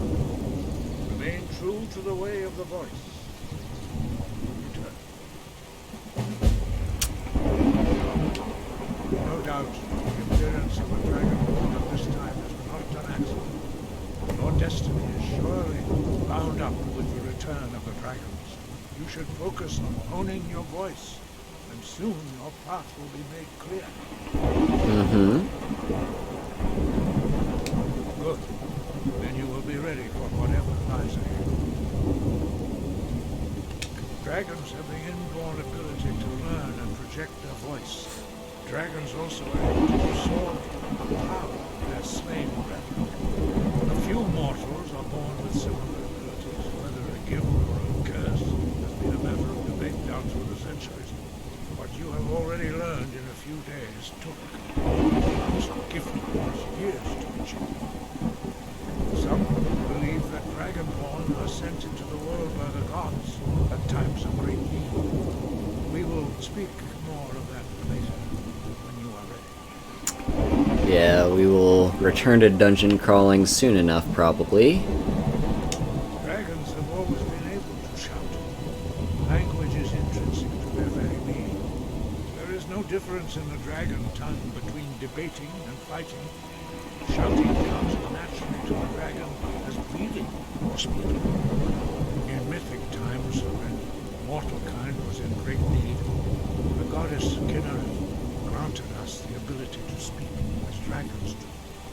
For most people, long years of training are required hard to learn even the simplest shout. But for you, the dragon speech is in your blood, and you learn it almost without effort. 5. Our leader Parthenax lives alone on the peak of the throat of the world. Your voice can open the path. You will know you are ready to speak to me.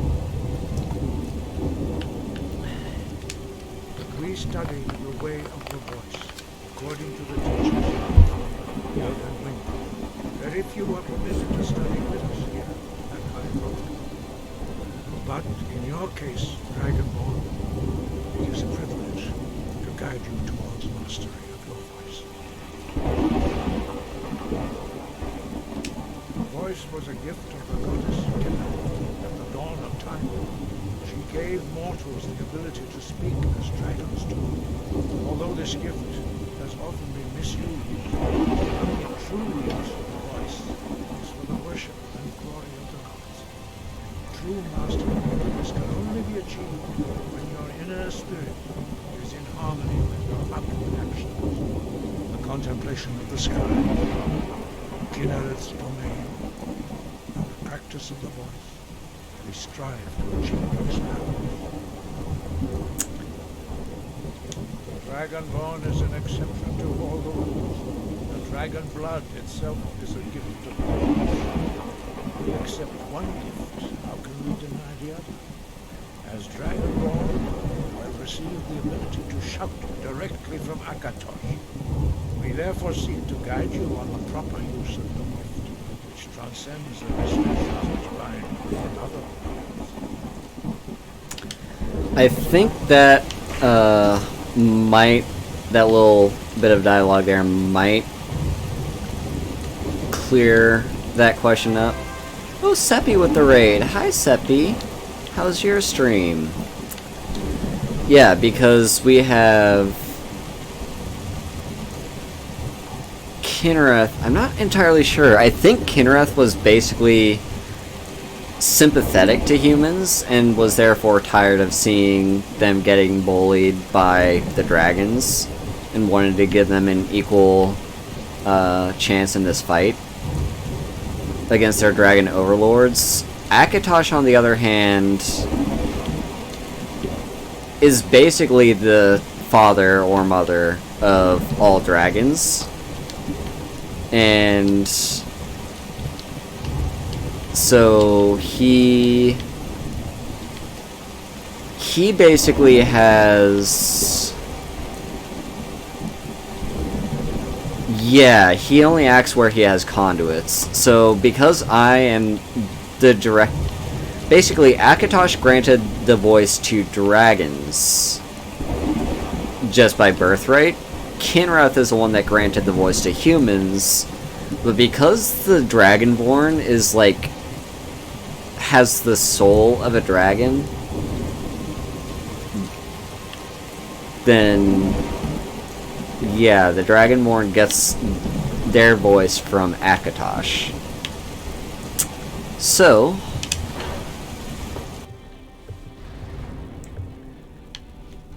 let's head inside. Actually, we could just do some fast traveling here. Because I don't... if it's going to keep raining like this, I don't want to head all the way back down the 7,000 steps. I don't like to abuse fast travel too much. I like to enjoy the scenery, but oh, no worries. Thank you so much for the raid, Seppi, and have a great day. Yeah, I don't usually like to use fast travel too much. I like to enjoy the scenery, but if it's gonna keep raining like this, and the frost roll is still there, might as well just fast travel to Iverstead.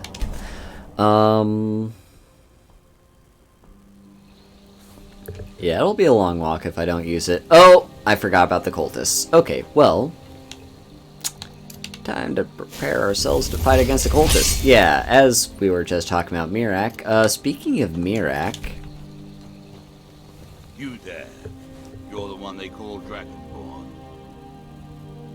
Your lies fall on deaf ears, Deceiver. The true Dragonborn comes. You are but his shadow. When Lord Mirak appears, all shall bear witness. None shall stand to oppose him. Alright, let's beat him up. Beat him up, beat him up, beat him up, beat him up. You're not good at aiming that spell, are you? No, you're not. Come on, come on. Alright, down you go. And now the guards are gonna help me with that one. Oh! I gotta watch for that firebolt. Healing.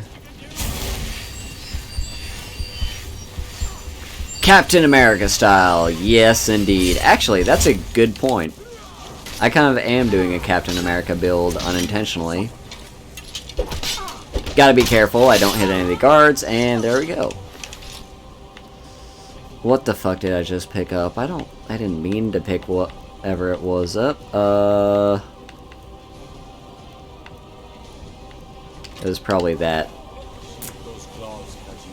Yeah.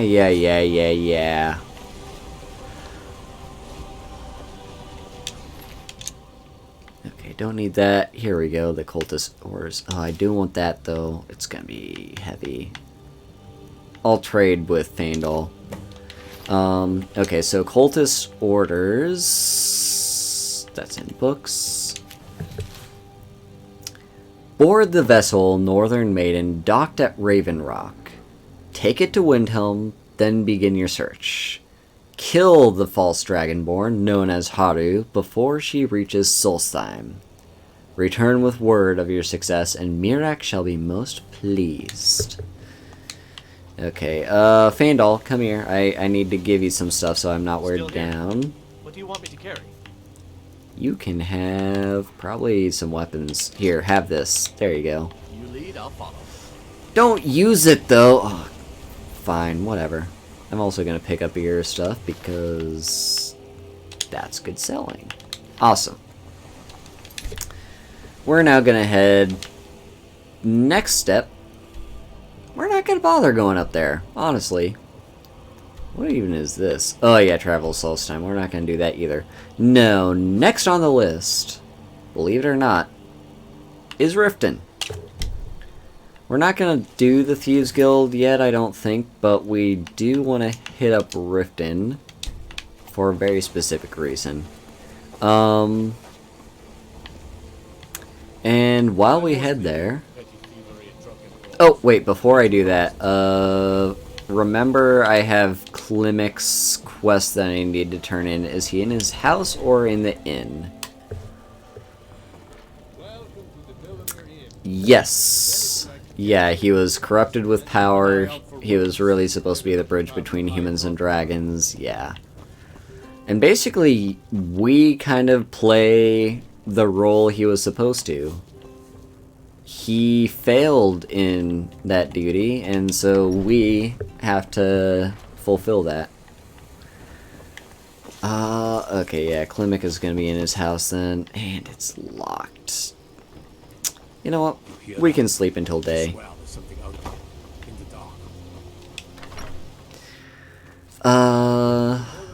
So. If there's anything I can get you, just let may the gods what? Sure thing. It's yours for a day. I'm pretty sure it's this bed. No, it's not that bed. Is it the bed that's currently being used? No. Actually, no, it's this one, right? Pardon me, my lady. Here it is. Would you care Awesome. to hear me play my lute? Maybe. Maybe I would. Awesome. And look at that. Let me know if there's anything else you need. I spent 10 gold on this room and got like 20 something gold back, so... Profit. Alright, let's sleep until 8 a.m. because that's probably when Klimik is going to be awake, so... Yep.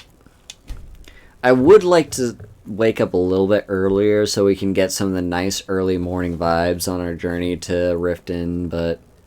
I think you should continue with your performances. Out of my way, Faendal. Out of my way.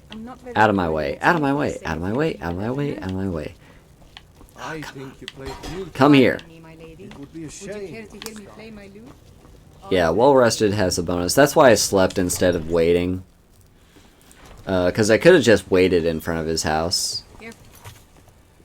Let me set this as active so I know where Klimik is. Get an axe and bring me all the wood. Here he is. Down by the river.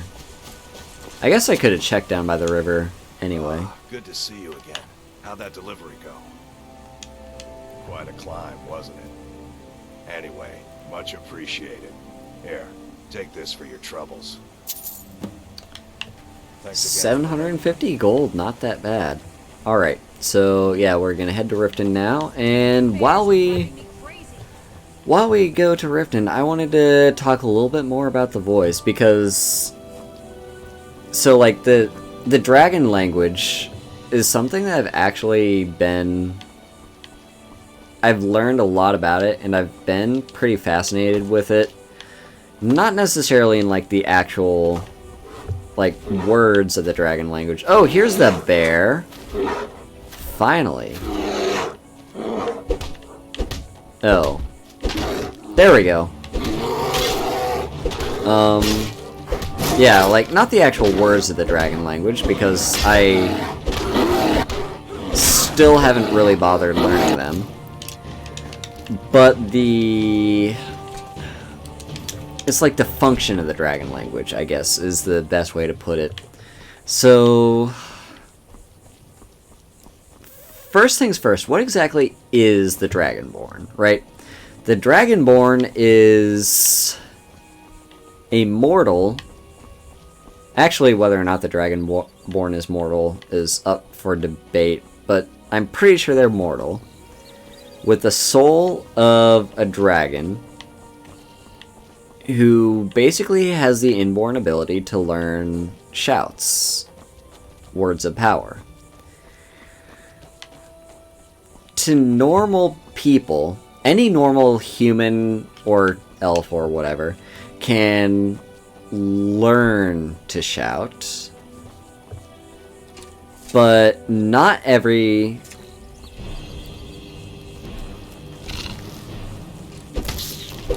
Okay, yeah, I guess that's a fair point. But yeah, like, I have heard questions of, like, is the Dragonborn gonna live forever, or stuff like that.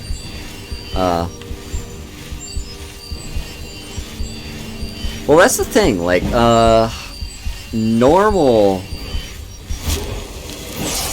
That's the thing, though, like, normal Dragonborns have died, correct, but are we really a normal Dragonborn? Because I've read some interesting lore that basically suggests that we, as the Dragonborn in this game, are the Shezarine, which basically is like the Nerevarine as of... You stream for less than an hour while doing art. You gave up and closed everything. Well, that's a shame. Yeah, I'll take this perk. It's basically lore suggesting that the Dragonborn is possibly the Shezarine, which is like the mortal incarnation of Shor, who themselves is a god. Because basically, right, a lot of people compare it similarly to the Nerevarine from Morrowind, who is the mortal incarnation of the god Nerevar. You have read that lore, yeah. It's interesting lore.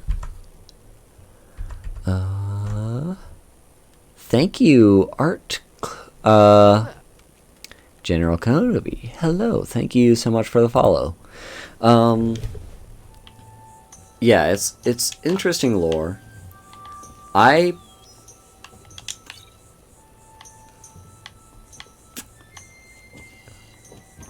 can't say if I 100% agree with it, but it brings up some very interesting points.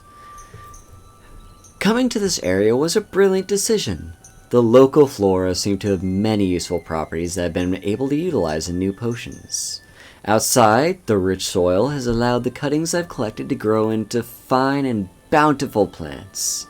This afternoon, I think I'll go on a journey out for more mushrooms, as my current supply is beginning to dwindle. On a personal note, I have moved my alchemy work outside the shack.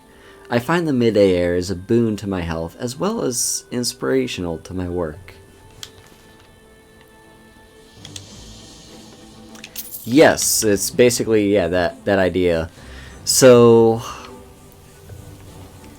in a way, if you think about it, like, we have, for the last 3 main titles in the Elder Scrolls series, every single character you've played as is, in one way or another, a god, and therefore relatively immortal, if you think about it in that way.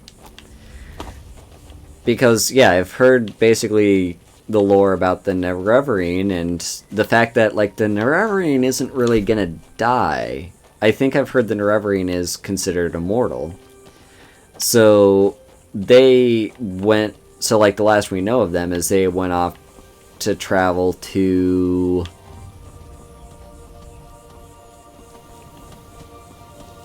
whatever that great land to the east is. I can't remember off the top of my head right now. To the east of Tamriel.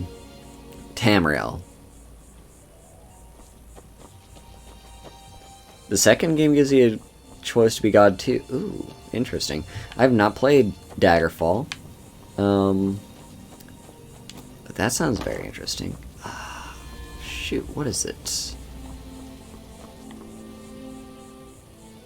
It's not Atmora. Atmora is the place to the north, right? Akavir. Yeah, so the Nerevarine traveled to Akavir. And that was, like, the last we ever heard of them. But they're not dead, necessarily. Yes, the Uncharted, Untamed, Unknown Land. Yes, Akavir. So... Anyway, that's a whole different thing we can get into, with, like, the Dragonborn being potentially mortal versus immortal. There's all sorts of interesting debates there. But that's not really the point that I'm trying to get at here. The main thing that I'm trying to talk about is, like, normal people, normal mortals, can indeed learn the voice. We have, Ulfric Stormcloak himself.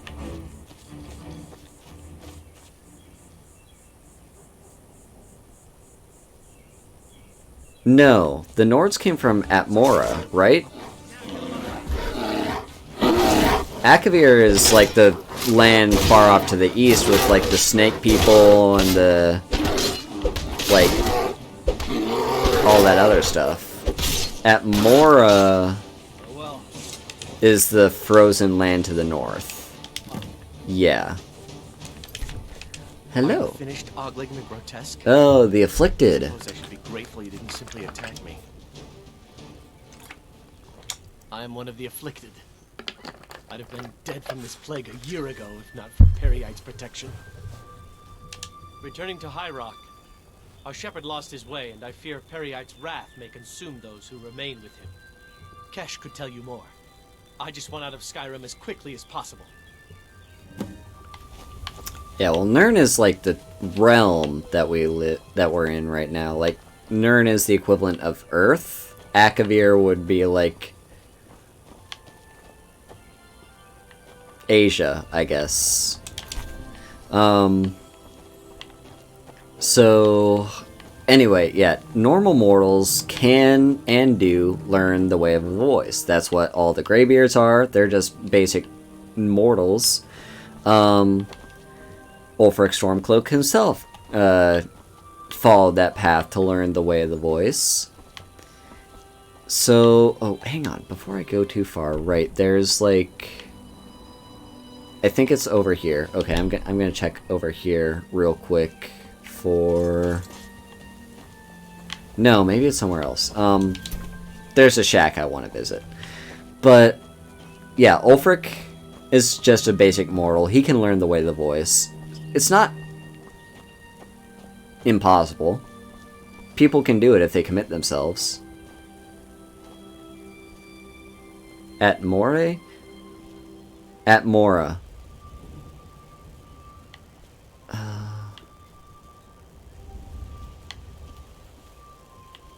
maybe?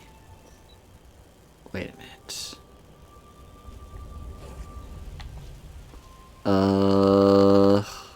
Yes, at Mora. That's it. Yeah, so I was basically saying, like, the Greybeards are just normal mortals that have learned and committed themselves to the way of the voice. They're kind of like monks. And then, is this just a courier? Yes, so I'm not worried about you dying. Do you have any letters for me, though, courier? Important deliveries to make. No time for chat. Probably not. So... yeah. You can basically learn the dragon language like you would learn any other new language. Except there's a bit of a twist. Like, you can speak it just fine. You can use it to communicate. But the real power behind dragon language are the words being used as words of power. And I think... so, like... for dragons, this is just, like, normal to them. Yes, it's similar to how Shaolin martial arts school works. So... yeah, like... the, dragons... It's their first language, first of all. It's the language they're born to learn how to speak. Well, that's not really how language works, but you know what I mean. Like, it's inborn to them. It's natural for them to speak using dragon language. Also, that's where I want to head. And they can use words for shouts with ease. Because... basically, in order for a word of power to get turned into... well, in order for a word in the dragon language to become a shout and be used as a word of power, you need to... as you say it, you need to basically hold that word in your head and its meaning as a dragon would think of it. And because dragons are dragons, it's not that hard for them to do. They just think, the word... Let's use force. Any dragon can understand the concept of force as a dragon would because they're dragons. Humans, on the other hand, or like mortals, have a different time with it. They have to struggle to comprehend how a dragon would understand this word. And while they can use it, it's like having a second language, You're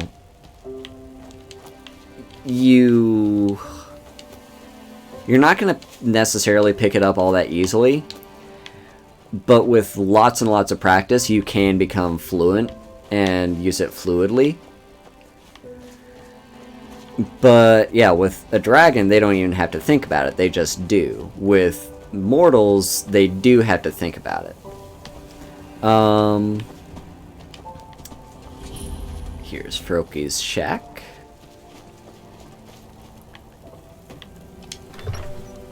We're gonna pick up this quest. Better not get me sick.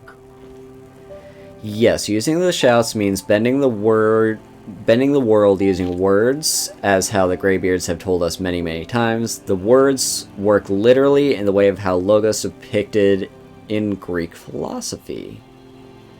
I don't know that. I don't know that much about Greek philosophy. Just what we need. City folk barging. But that's fascinating. Probably looking for an offering to their precious divines.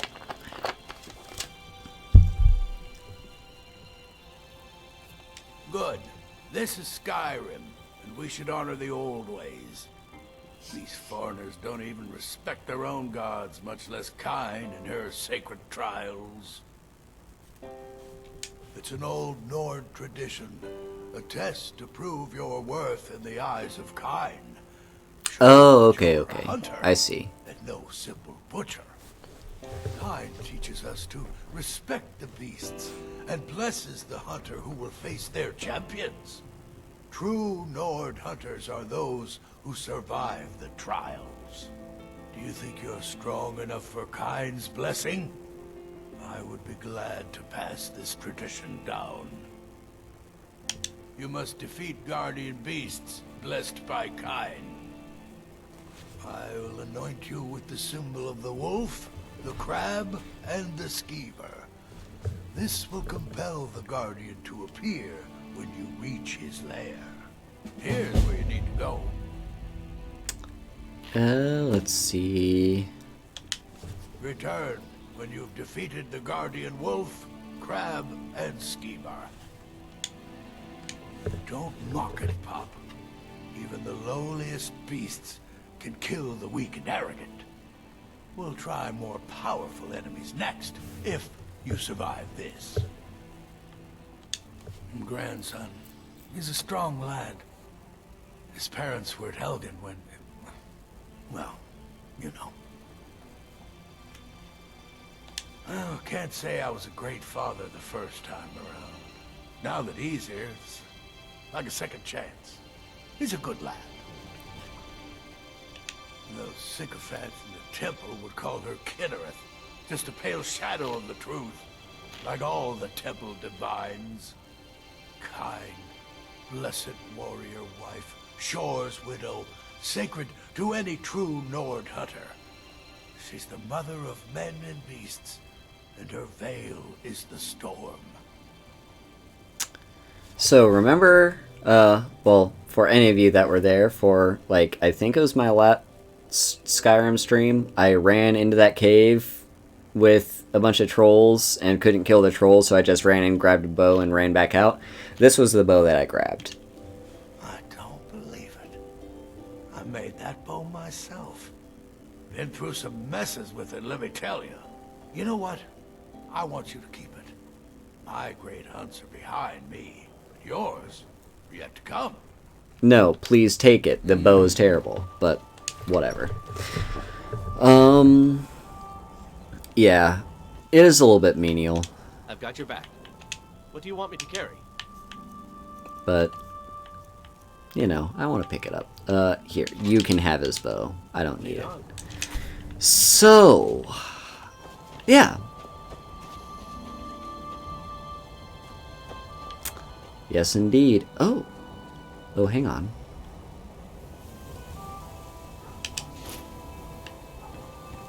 Something in the back of my head remembers, like, I've definitely learned of that circlet being there, but I don't think I've ever actually remembered it.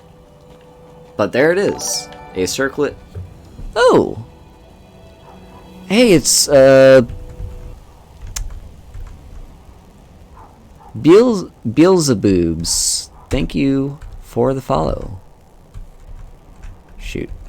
My tabs. Close all the tabs. Skyrim. There we go. Hello!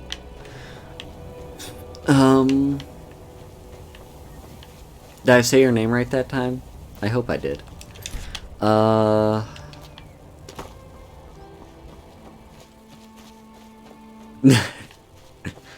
Minimize this porn. No, but I do have a bunch of...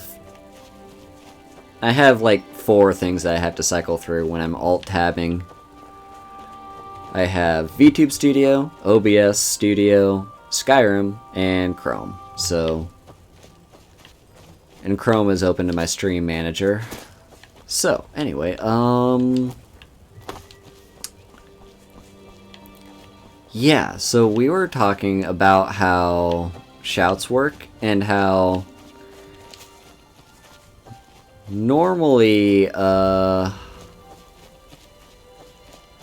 basically, a dragon can use a shout as easily as breathing. For mortals, in order to use a shout, like, you have to learn it like a second language. but you have to really learn it, as in teaching yourself how to breathe. Like, you really have to break it down to its very basic aspects, you know? You're basically constricting, and expanding your lungs to take in oxygen, which then transports the rest of your body, and then you expel the waste, like carbon dioxide, as you contract your lungs. So that's kind of how you would break down breathing if it wasn't something that came naturally to you. That's sort of what people have to do if they want to learn how to use the way of the voice. They have to break it down to its very basic aspects and meditate on every single word that they learn. They have to break it down and learn, teach themselves, what does this word mean? And not only what does it translate to, but like, what does it mean? Especially to a dragon.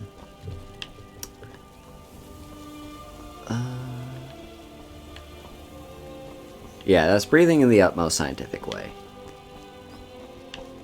And...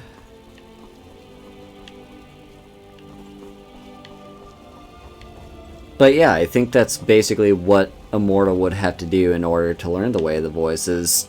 well, in order to learn how to use shouts, is they would have to teach themselves the meaning of every single word that they learn, and basically keep practicing at it until it becomes second nature to them, like it does with the Greybeards. The Dragonborn is a little bit different, because the Dragonborn is born with that ability. The Dragonborn has... their soul is more or less that of a dragon's, and therefore like, they do understand words the way dragons do. They don't have to try, they just do. The concept of shouting appears to be taken heavily from Eastern philosophy and martial way. That's interesting. That would explain kind of how and why the Greybeards and the way of the voice are like have their monastery, because that takes a lot of very like Eastern Eastern influence. Are you here to help? Finally, reinforcements have arrived. I was expecting more, though. You'd better be good. Good. The place is crawling with bandits. We lost some good men trying to take it earlier. I suspect Brewer had planned this. There's been bad blood between us since the king's death. But to invade my home, kidnap my family... You ask a lot of questions for a mercenary. Just get in there and open the gate. We'll try and provide help once that's done. My family is everything to me. Clear the fort, and on top of the posted reward, you can have whatever items you'd like. I wish we could offer more help, but our last attack went sour, and we're all that is left. Good luck. Okay, so yeah, we're just gonna do this little quest, clear out this dungeon, and get a reward. So... yeah. I think I basically touched on, like, the basics of how you can learn the way of the voice. Oh yeah, that's a good point. They kind of are modeled after the Imperial Guard. Oh gosh, well...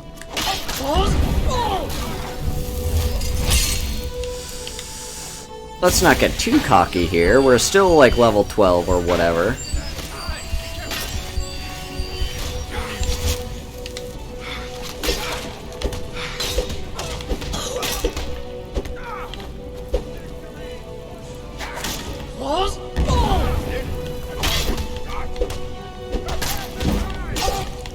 Oh, healing potion. Do I even have any healing potions? I have a few.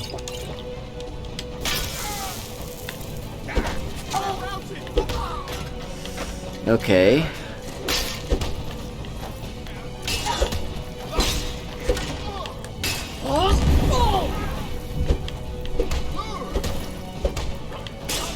Do you have to be careful? Especially this orc. I feel like the archers aren't going to be as much of a problem. Alright. Okay, you're a bandit and an outlaw.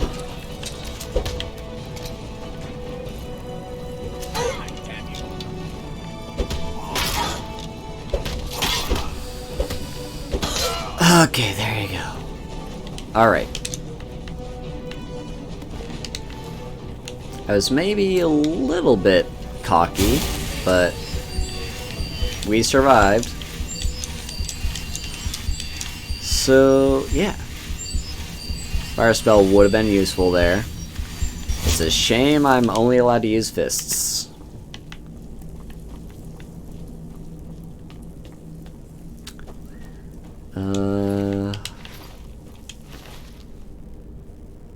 I am neat. Thank you very much, Abysmal Curry.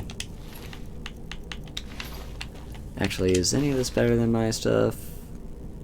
That technically is, but my shield is enchanted. So let's see. Yeah, the character build is Captain America. I don't use magic.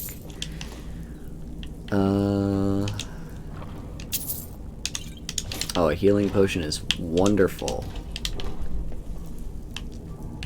No, those are filled with souls. We'll take that.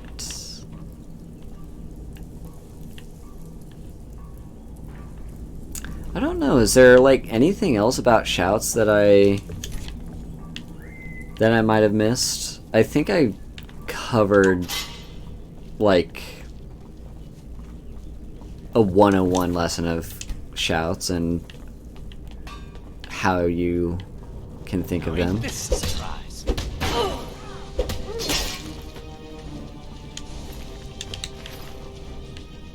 Are these... That's just part of the workbench, right? Yeah, those aren't ingots. I would love ingots. I would also love not to be trapped back here. Thank you. Let's see, elven boots, sword, studded armor. Okay, well, I'm gonna help myself to all of these. Yeah, we can learn more as time goes, as I think of new stuff. Yeah, it's very fun to discuss lore and stuff like that. And here is the family of that guy that we're helping. Presumably. It could also just be like random workers. Let's see. I'll take that draft of regeneration and never remember to use it. But I'll take it.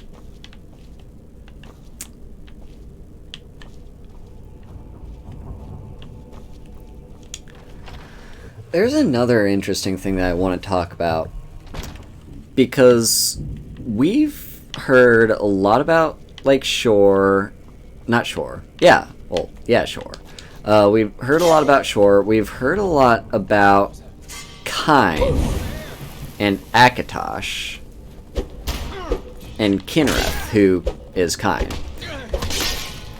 But we don't, like... A lot of that is out of context, you know, it's just name dropping, you know, these are gods, what of it?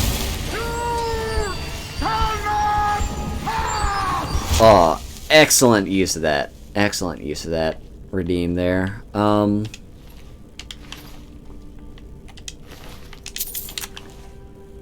Yeah, so...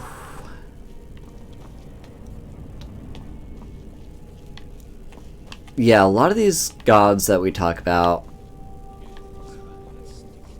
they're like briefly discussed throughout the game, and there are certain points where you'll learn a lot more about them, especially Kine, especially Akatosh, especially Talos. But for any random passerby, it's just a name and nothing else. You hear something? Here's essentially a concept. Here's what I find fascinating about the Pantheon in this game.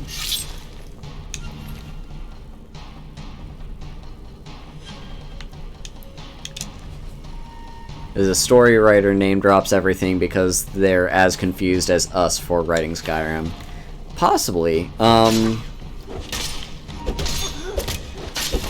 I think they really expect you to either not know...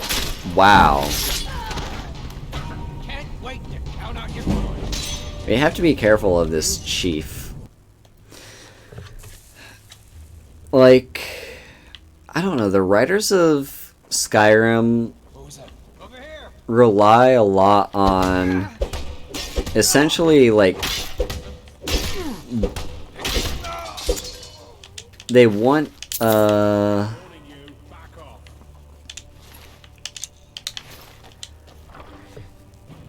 essentially, like, you don't have to know all this lore. You could just play and enjoy the game normally. But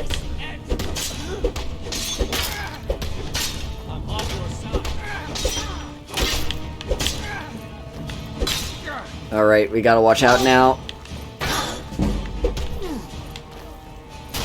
Not like this.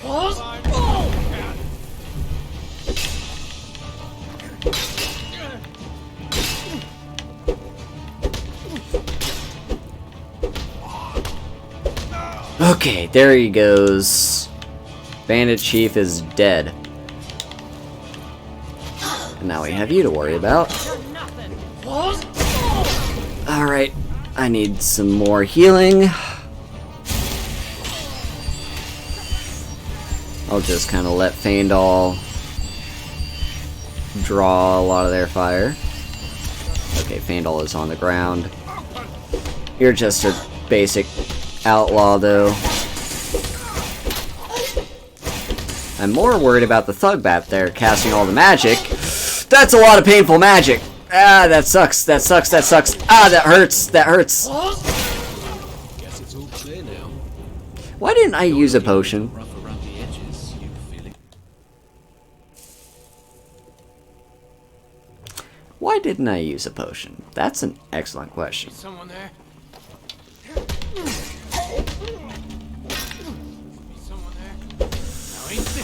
Okay, take you down. Tell you what, yeah, I will take it slowly and strategically. Now we're gonna bash our head into this brick wall until we eventually... Okay, let me cast Oak Flesh real quick. Do I have any potions that are gonna be useful here? I could maybe make use of this regeneration potion.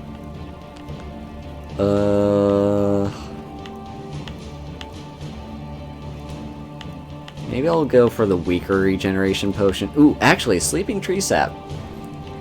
Let's drink that, and let's drink a basic potion of regen. Everything's a little bit blurry right now.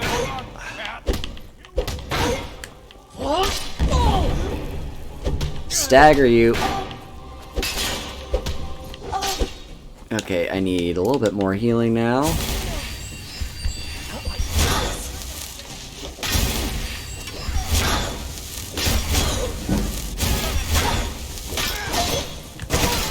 God damn it.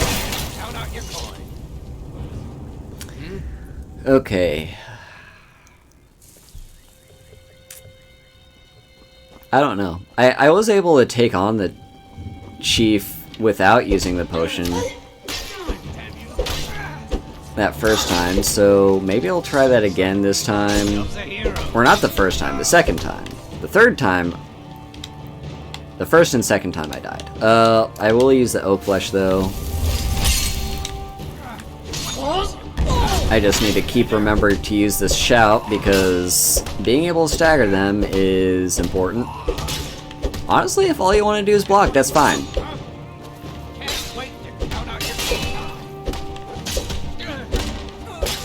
Yeah, the rates the enemies come at you seems to be randomized. Oh, hello! There's a lot of you, and I don't know which one of you is Faendal or not. I'll take off this basic bandit first. Okay, the thug I really need to worry about. I think I have resist frost, don't I? No, I don't. Unless I'm missing it. No, I don't have a resist frost potion. I will take this basic healing potion then. And jump out of the way.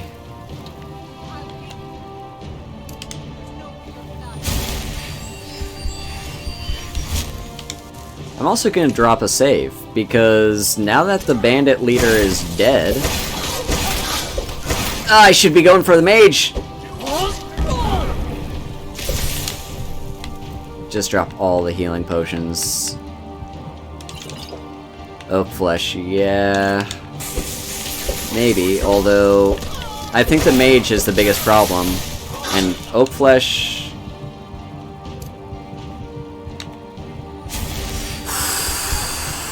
Okay, that was super close. I don't know, does oak flesh have magic resistance increase? Use that shout! Oh, please, please, please. I can take you. You say as you die. You're the annoying one, the thug.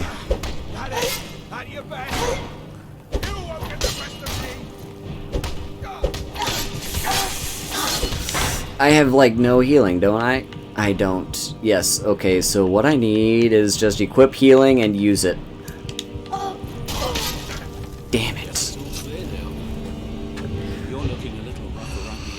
Yeah, we need to go for the thug.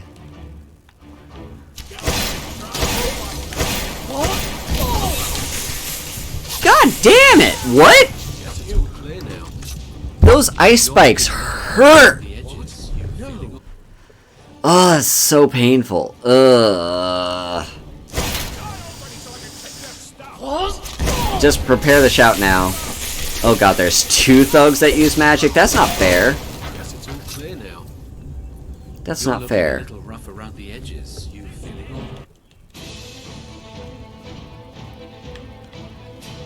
Okay, new plan. Let them come to me.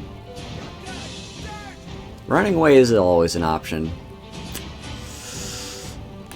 I'm gonna let them come to me, or I'll be in sneak mode and they're gonna eventually forget about me, because that also can happen. We're gonna try either of those. Because running out in that hall is just a death sentence.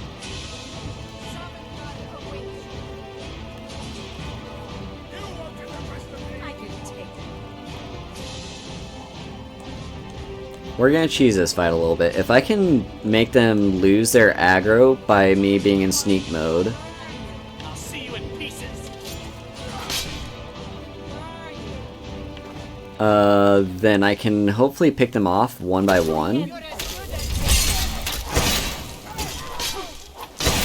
Okay, you know what?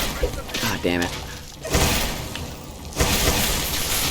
I can't see shit. I can't see anything. Okay, you're the thug, though. I'm gonna focus on you. That may have killed Faendal. If it did, I'll live with it. If it means killing all these guys... Oh my god, you're healing! You're healing! That's not fair! That is not fair! That is not fair! Come on, die, die, die, die, die, die, die, die. Okay, you're dead. Faendal! Away from me. Okay. I'm gonna use basic healing... Okay, you're just an outlaw.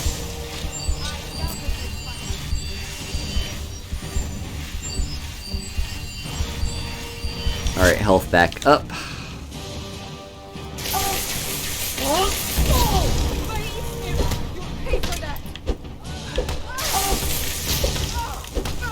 And there we go. See, brute force wins every time. Eventually.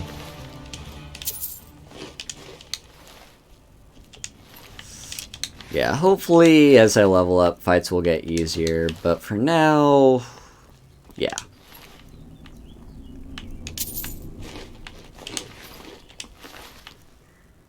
That's an interesting book for you to have on you. Huh. I don't think I've ever seen that book before. And I've seen a lot of the books in this game. Okay. Where's the Bandit Chief? That's probably the one with the most good stuff on them. Here you are. Oh, yeah, we already looked at you. You don't have a lot. Is that everyone looted? I think that's everyone looted. Yes, that is everyone looted. Okay. So, as I was saying, with the gods and the like, I want to touch on something a little bit. Actually, that's a dwarven helmet. That's better than what I have, right? By 2, but it's still better. I'll take it. What was I normally wearing? Actually, no, it's the steel horned helmet, right? And... One second.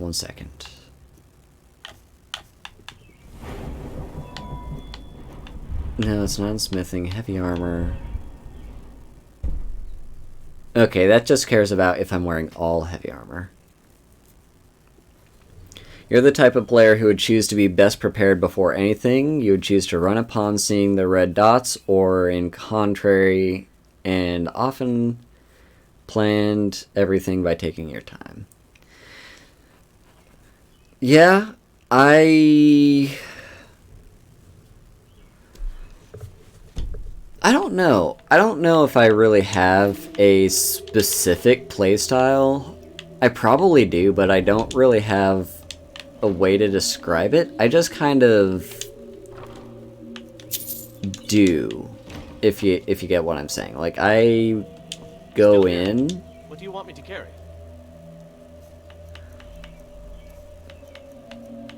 I just kind of go in and hope for the best. I'm just gonna give you all my heavy stuff. There you go. Going then. Sometimes if I'm playing a stealth build, I will like really plan what I'm doing, but if I'm playing this build, which is a frontline kill everything on site build, I'll basically just take my losses as they happen, and why not? I'll learn it.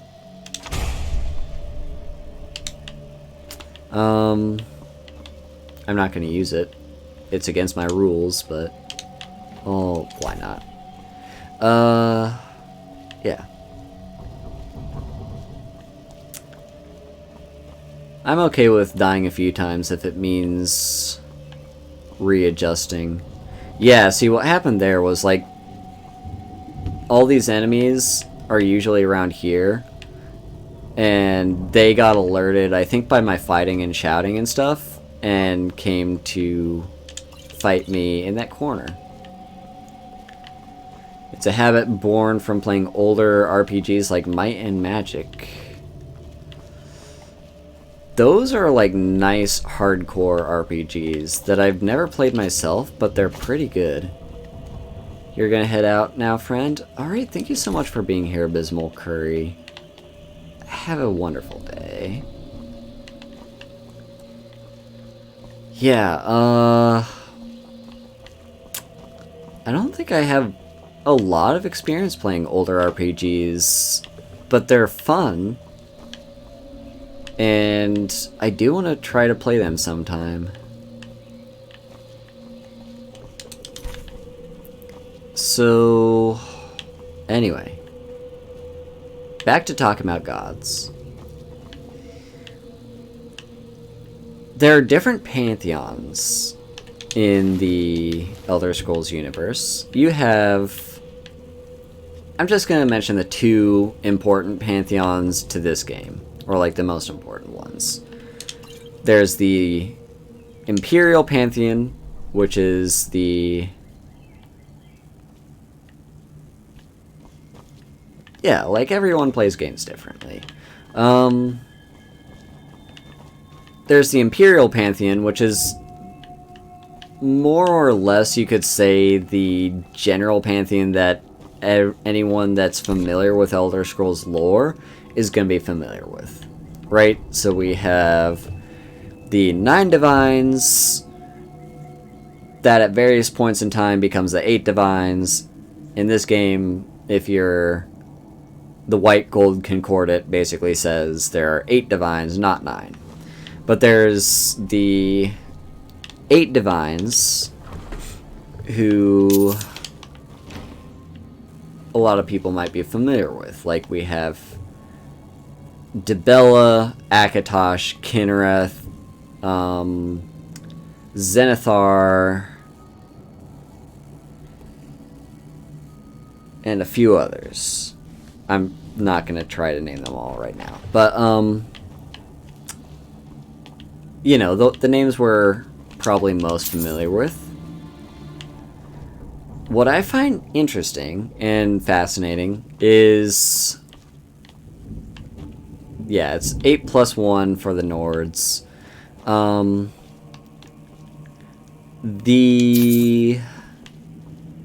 That pantheon is similarly built to the Roman pantheon, because it's an empire.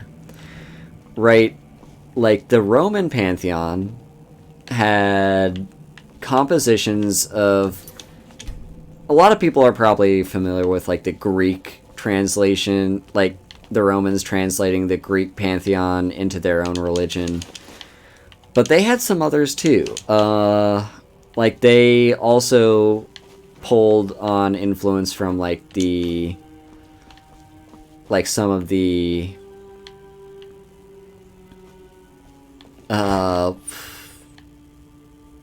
Egyptian gods. Yeah, like Akatosh would be Jupiter. But I'm saying, like, yeah, it's like the way an empire is basically like you're a... Okay, there's a thug here. I probably should have cast Oak Flesh, actually, now that I think about it, in hindsight. Oak Flesh would be good here. But maybe I can punch you until you're dead. Okay, no, I need healing and Oak Flesh. I wish I could block and cast healing at the same... Okay, we're gonna go into Oak Flesh before fighting these enemies. That's probably a good idea. But yeah, like, an empire is multicultural, and I think there are some examples of empires that try to emphasize a single cultural identity.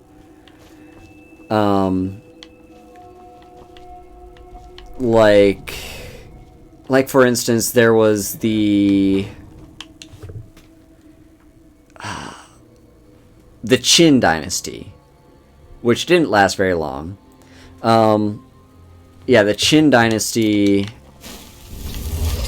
which is like the first, I think, like the first dynasty in China, or like, not really the first, but it's like the first, one of the earliest dynasties that we have recorded histories of. They basically try to standardize everything, and they tried to standardize, like, their measurement system, their language, their religion, everything. They tried to make it all standardized. They didn't work it out properly. Yes, exactly. The Mongolian Empire was stretched out wide and far, and they weren't strict about, like, what cultures people had to follow. Yeah, with the Qin Dynasty, okay, I'm gonna focus on everyone but the Thug, so that Fandal can help me here. You're gonna be annoying. I need to time my blocks properly. I need healing. So...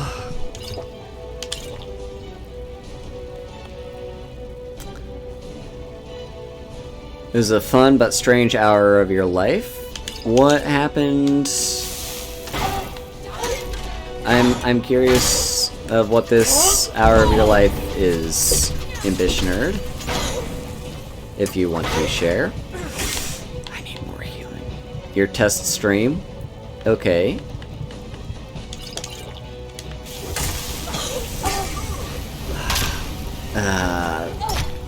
Oh my god, there's another chief? Really? There's 2 chiefs. Okay, we need to run. We need to run and reevaluate everything. Just run away, let them lose their aggro. Maybe they'll run into this trap, who knows?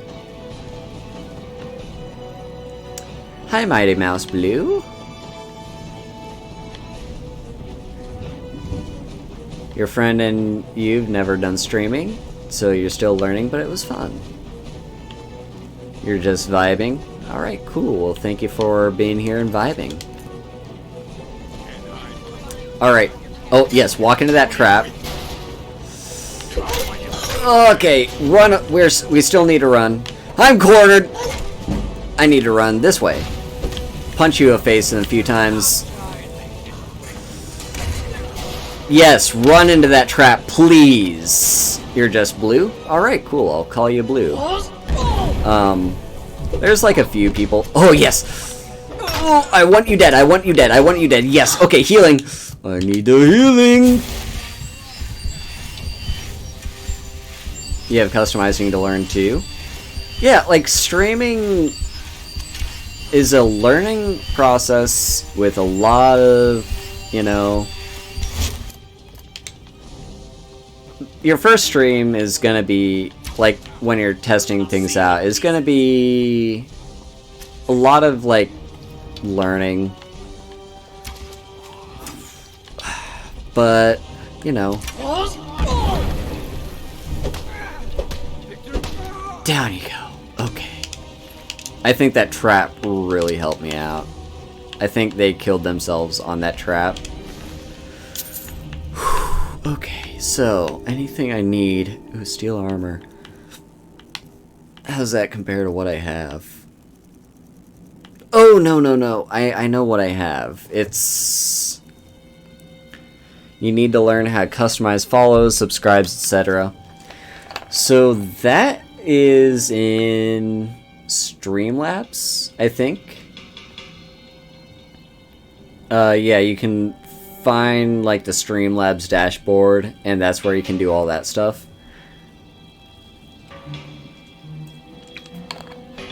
I'm Batman. Yeah.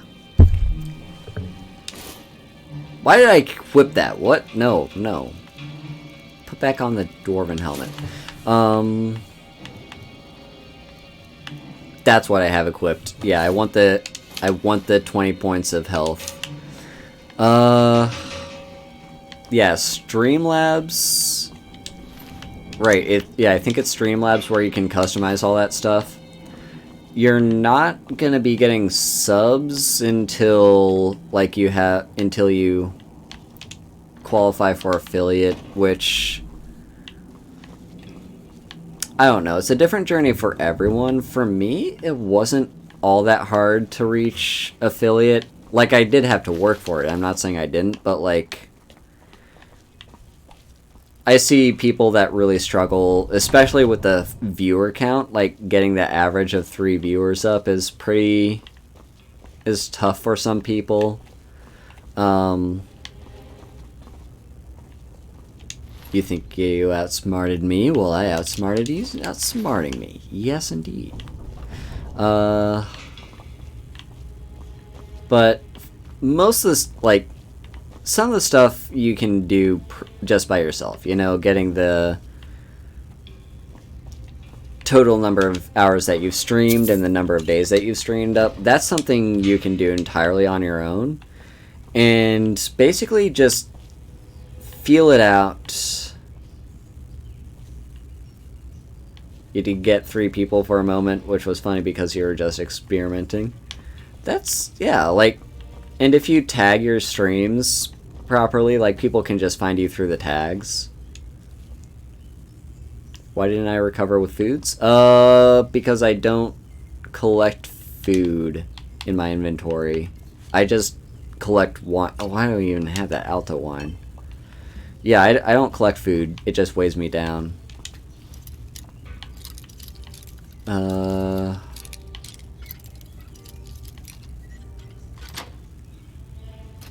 But yeah, like, I would say just focus on getting the stuff up that you can, like number of hours streamed and number of days streamed, and just sort of vibe with it, you know.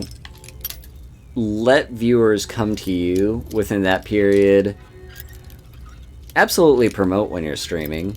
Like, if you're active enough on Twitter and have a decent amount of followers, like, people can see that. Like, even if you have a handful of followers, if every single one of those followers sees that tweet and decides they want to come see your stream, you'll hit that average.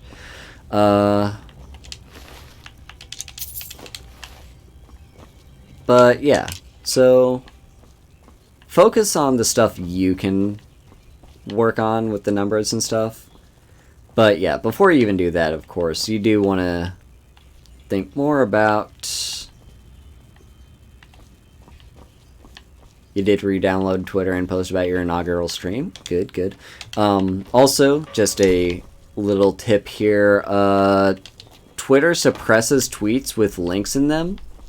So, like, if you're linking to your Twitch channel, it's not going to reach as many people because Twitter's suppressing it.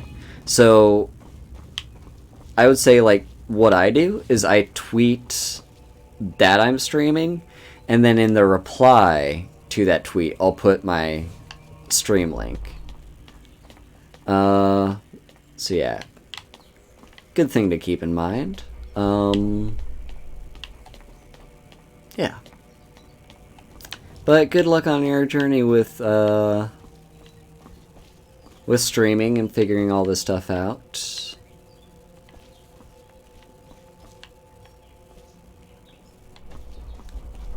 And yeah, my DMs are open to my mutuals. If you ever have any questions that you want to shoot at me, I'd be happy to help.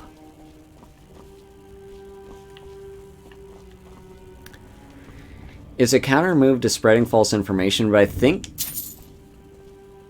it's more than that too.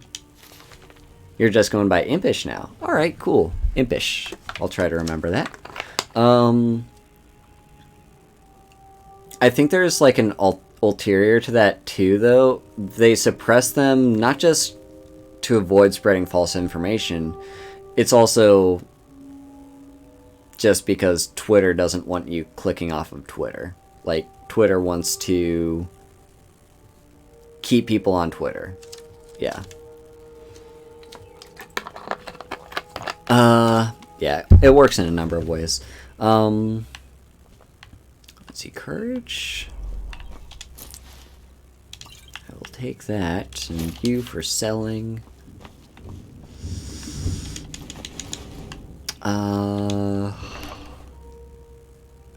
Ooh. Interesting. Ooh, an amulet of Mara. I'm taking this. I will take it and wear it. I'm gonna get way down. Let me flog some stuff to you, Faendal. What do you want me to carry? I have a lot of selling to do and disenchanting. So yeah, you can have this. And what's something heavy that's weighing me down? You can have that. Actually, no. You know what? I will take. What do you want me to carry? I will take your enchanted stuff. So let me have this and that. And this, and that. And this. And that. And this. Okay? I'm gonna disenchant a bunch of stuff right now. Because we have this table here. I will focus on some of the non-essential, well, on the non-unique stuff. Yes, I will disenchant that. Disenchant you.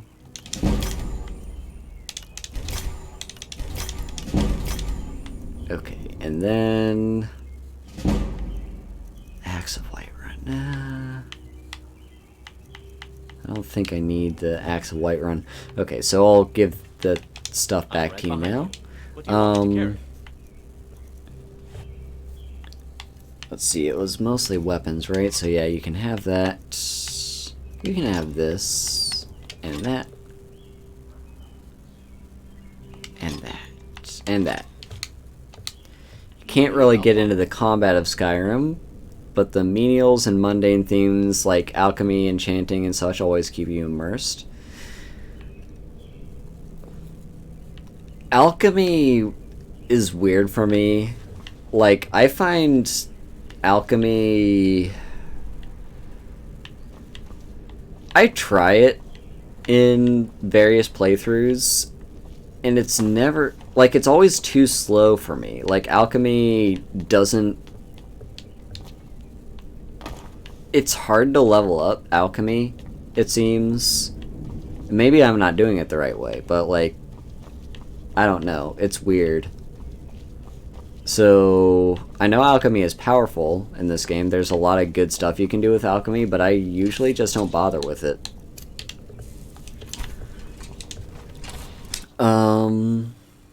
So, yeah. Also, I'm probably gonna end the stream here, like, after we clear this out, because I've been streaming for 3 hours now. But, yeah. I just want to finish up my thought with, like, the Pantheon and stuff. Because your build is always, like, rogue and assassin builds, alchemy always helps. Yes, alchemy is very good for those kinds of builds.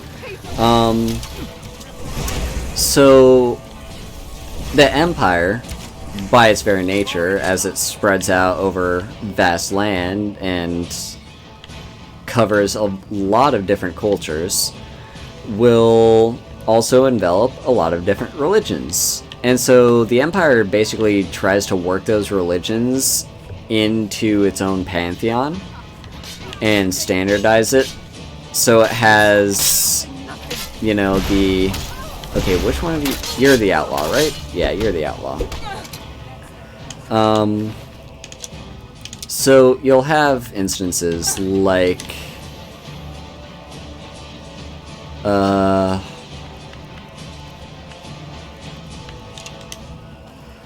Yes, kind of like the Roman and Greek Empire. So, although here's the thing, the Greeks didn't really have an empire. There was the Macedonian Empire. But, yeah, basically. Yeah, the Roman Empire spread far and wide and covered a lot of different cultures, and so they tried to work... Yeah, like, the empire in this game, the Cyrodiilic Empire, is very heavily based off of the Roman Empire. Oh no, it's no worries, and actually, like, a lot of people call it the Greek Empire, so we know what we're talking about.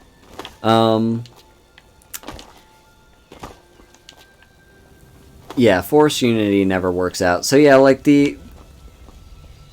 because religion is a big part of a lot of people's identity, especially in times like these, an empire will try to work other religions into their own.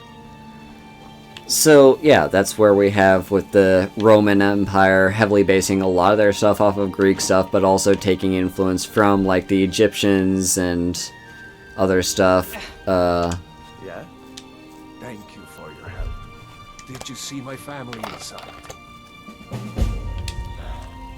Hopefully they made it to safety before the attack. I'll begin the search after a quick restock. Anyway. Yeah, some other pagan faiths. Thanks again. Spectral arrow. Hang on.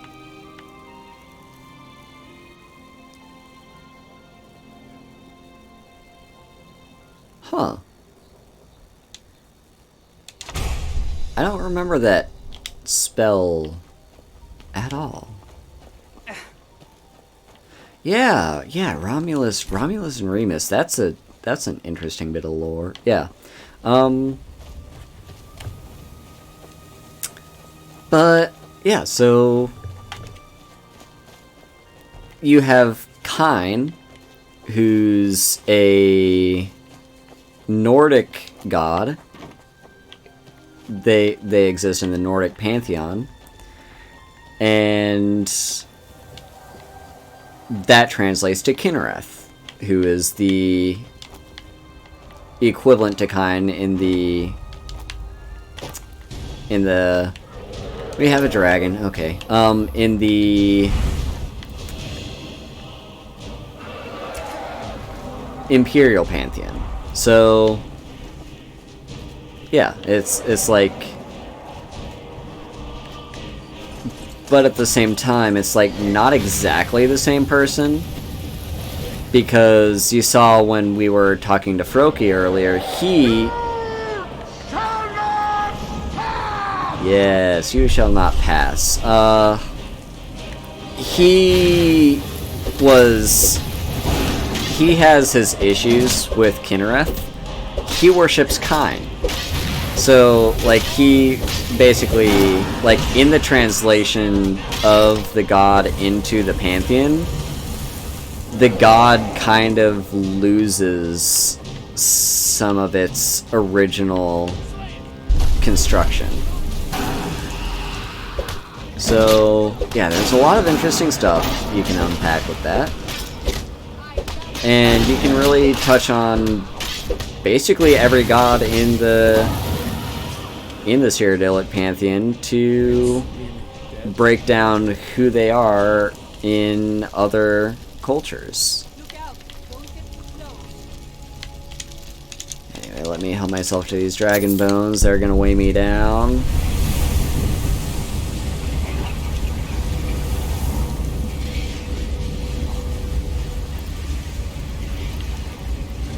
Alright, there's the dragon soul. I still only have Kine's piece, which I'm not going to bother. I'm right behind you. Yeah, different interpretations would cause conflicts. We've learned that the hard way from history, whether from us or the past. Exactly. Alright, take these dragon bones. They are super heavy. Awesome. Let's get going then. So, we've done some good stuff. We cleared out a couple dungeons, headed up to High Hrothgar, learned a lot about the Way of the Voice, and we're like partway down the road to Ripton. We'll get there eventually. But all that said, I'm going to call the stream here. So thank you all so much for being here. We had a lot of fun, interesting discussions that I really appreciate being able to have with you all.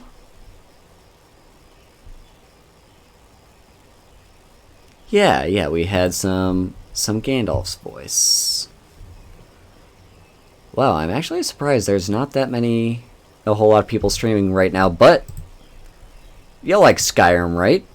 Y'all came here for Skyrim. Let's go watch someone else play Skyrim. We're gonna raid another Skyrim person. My friend Jasper. So, yeah, thank you all so much for being here. You're going to try more streaming tonight? Alright, good luck with that. Impish, good luck with that. Thank you all. Goodbye.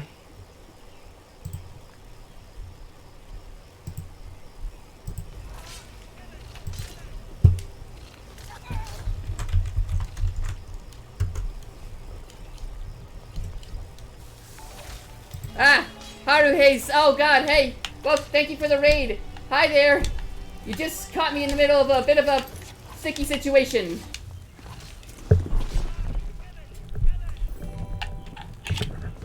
Hana, yes, it said, thank you for joining the Nut Buddies.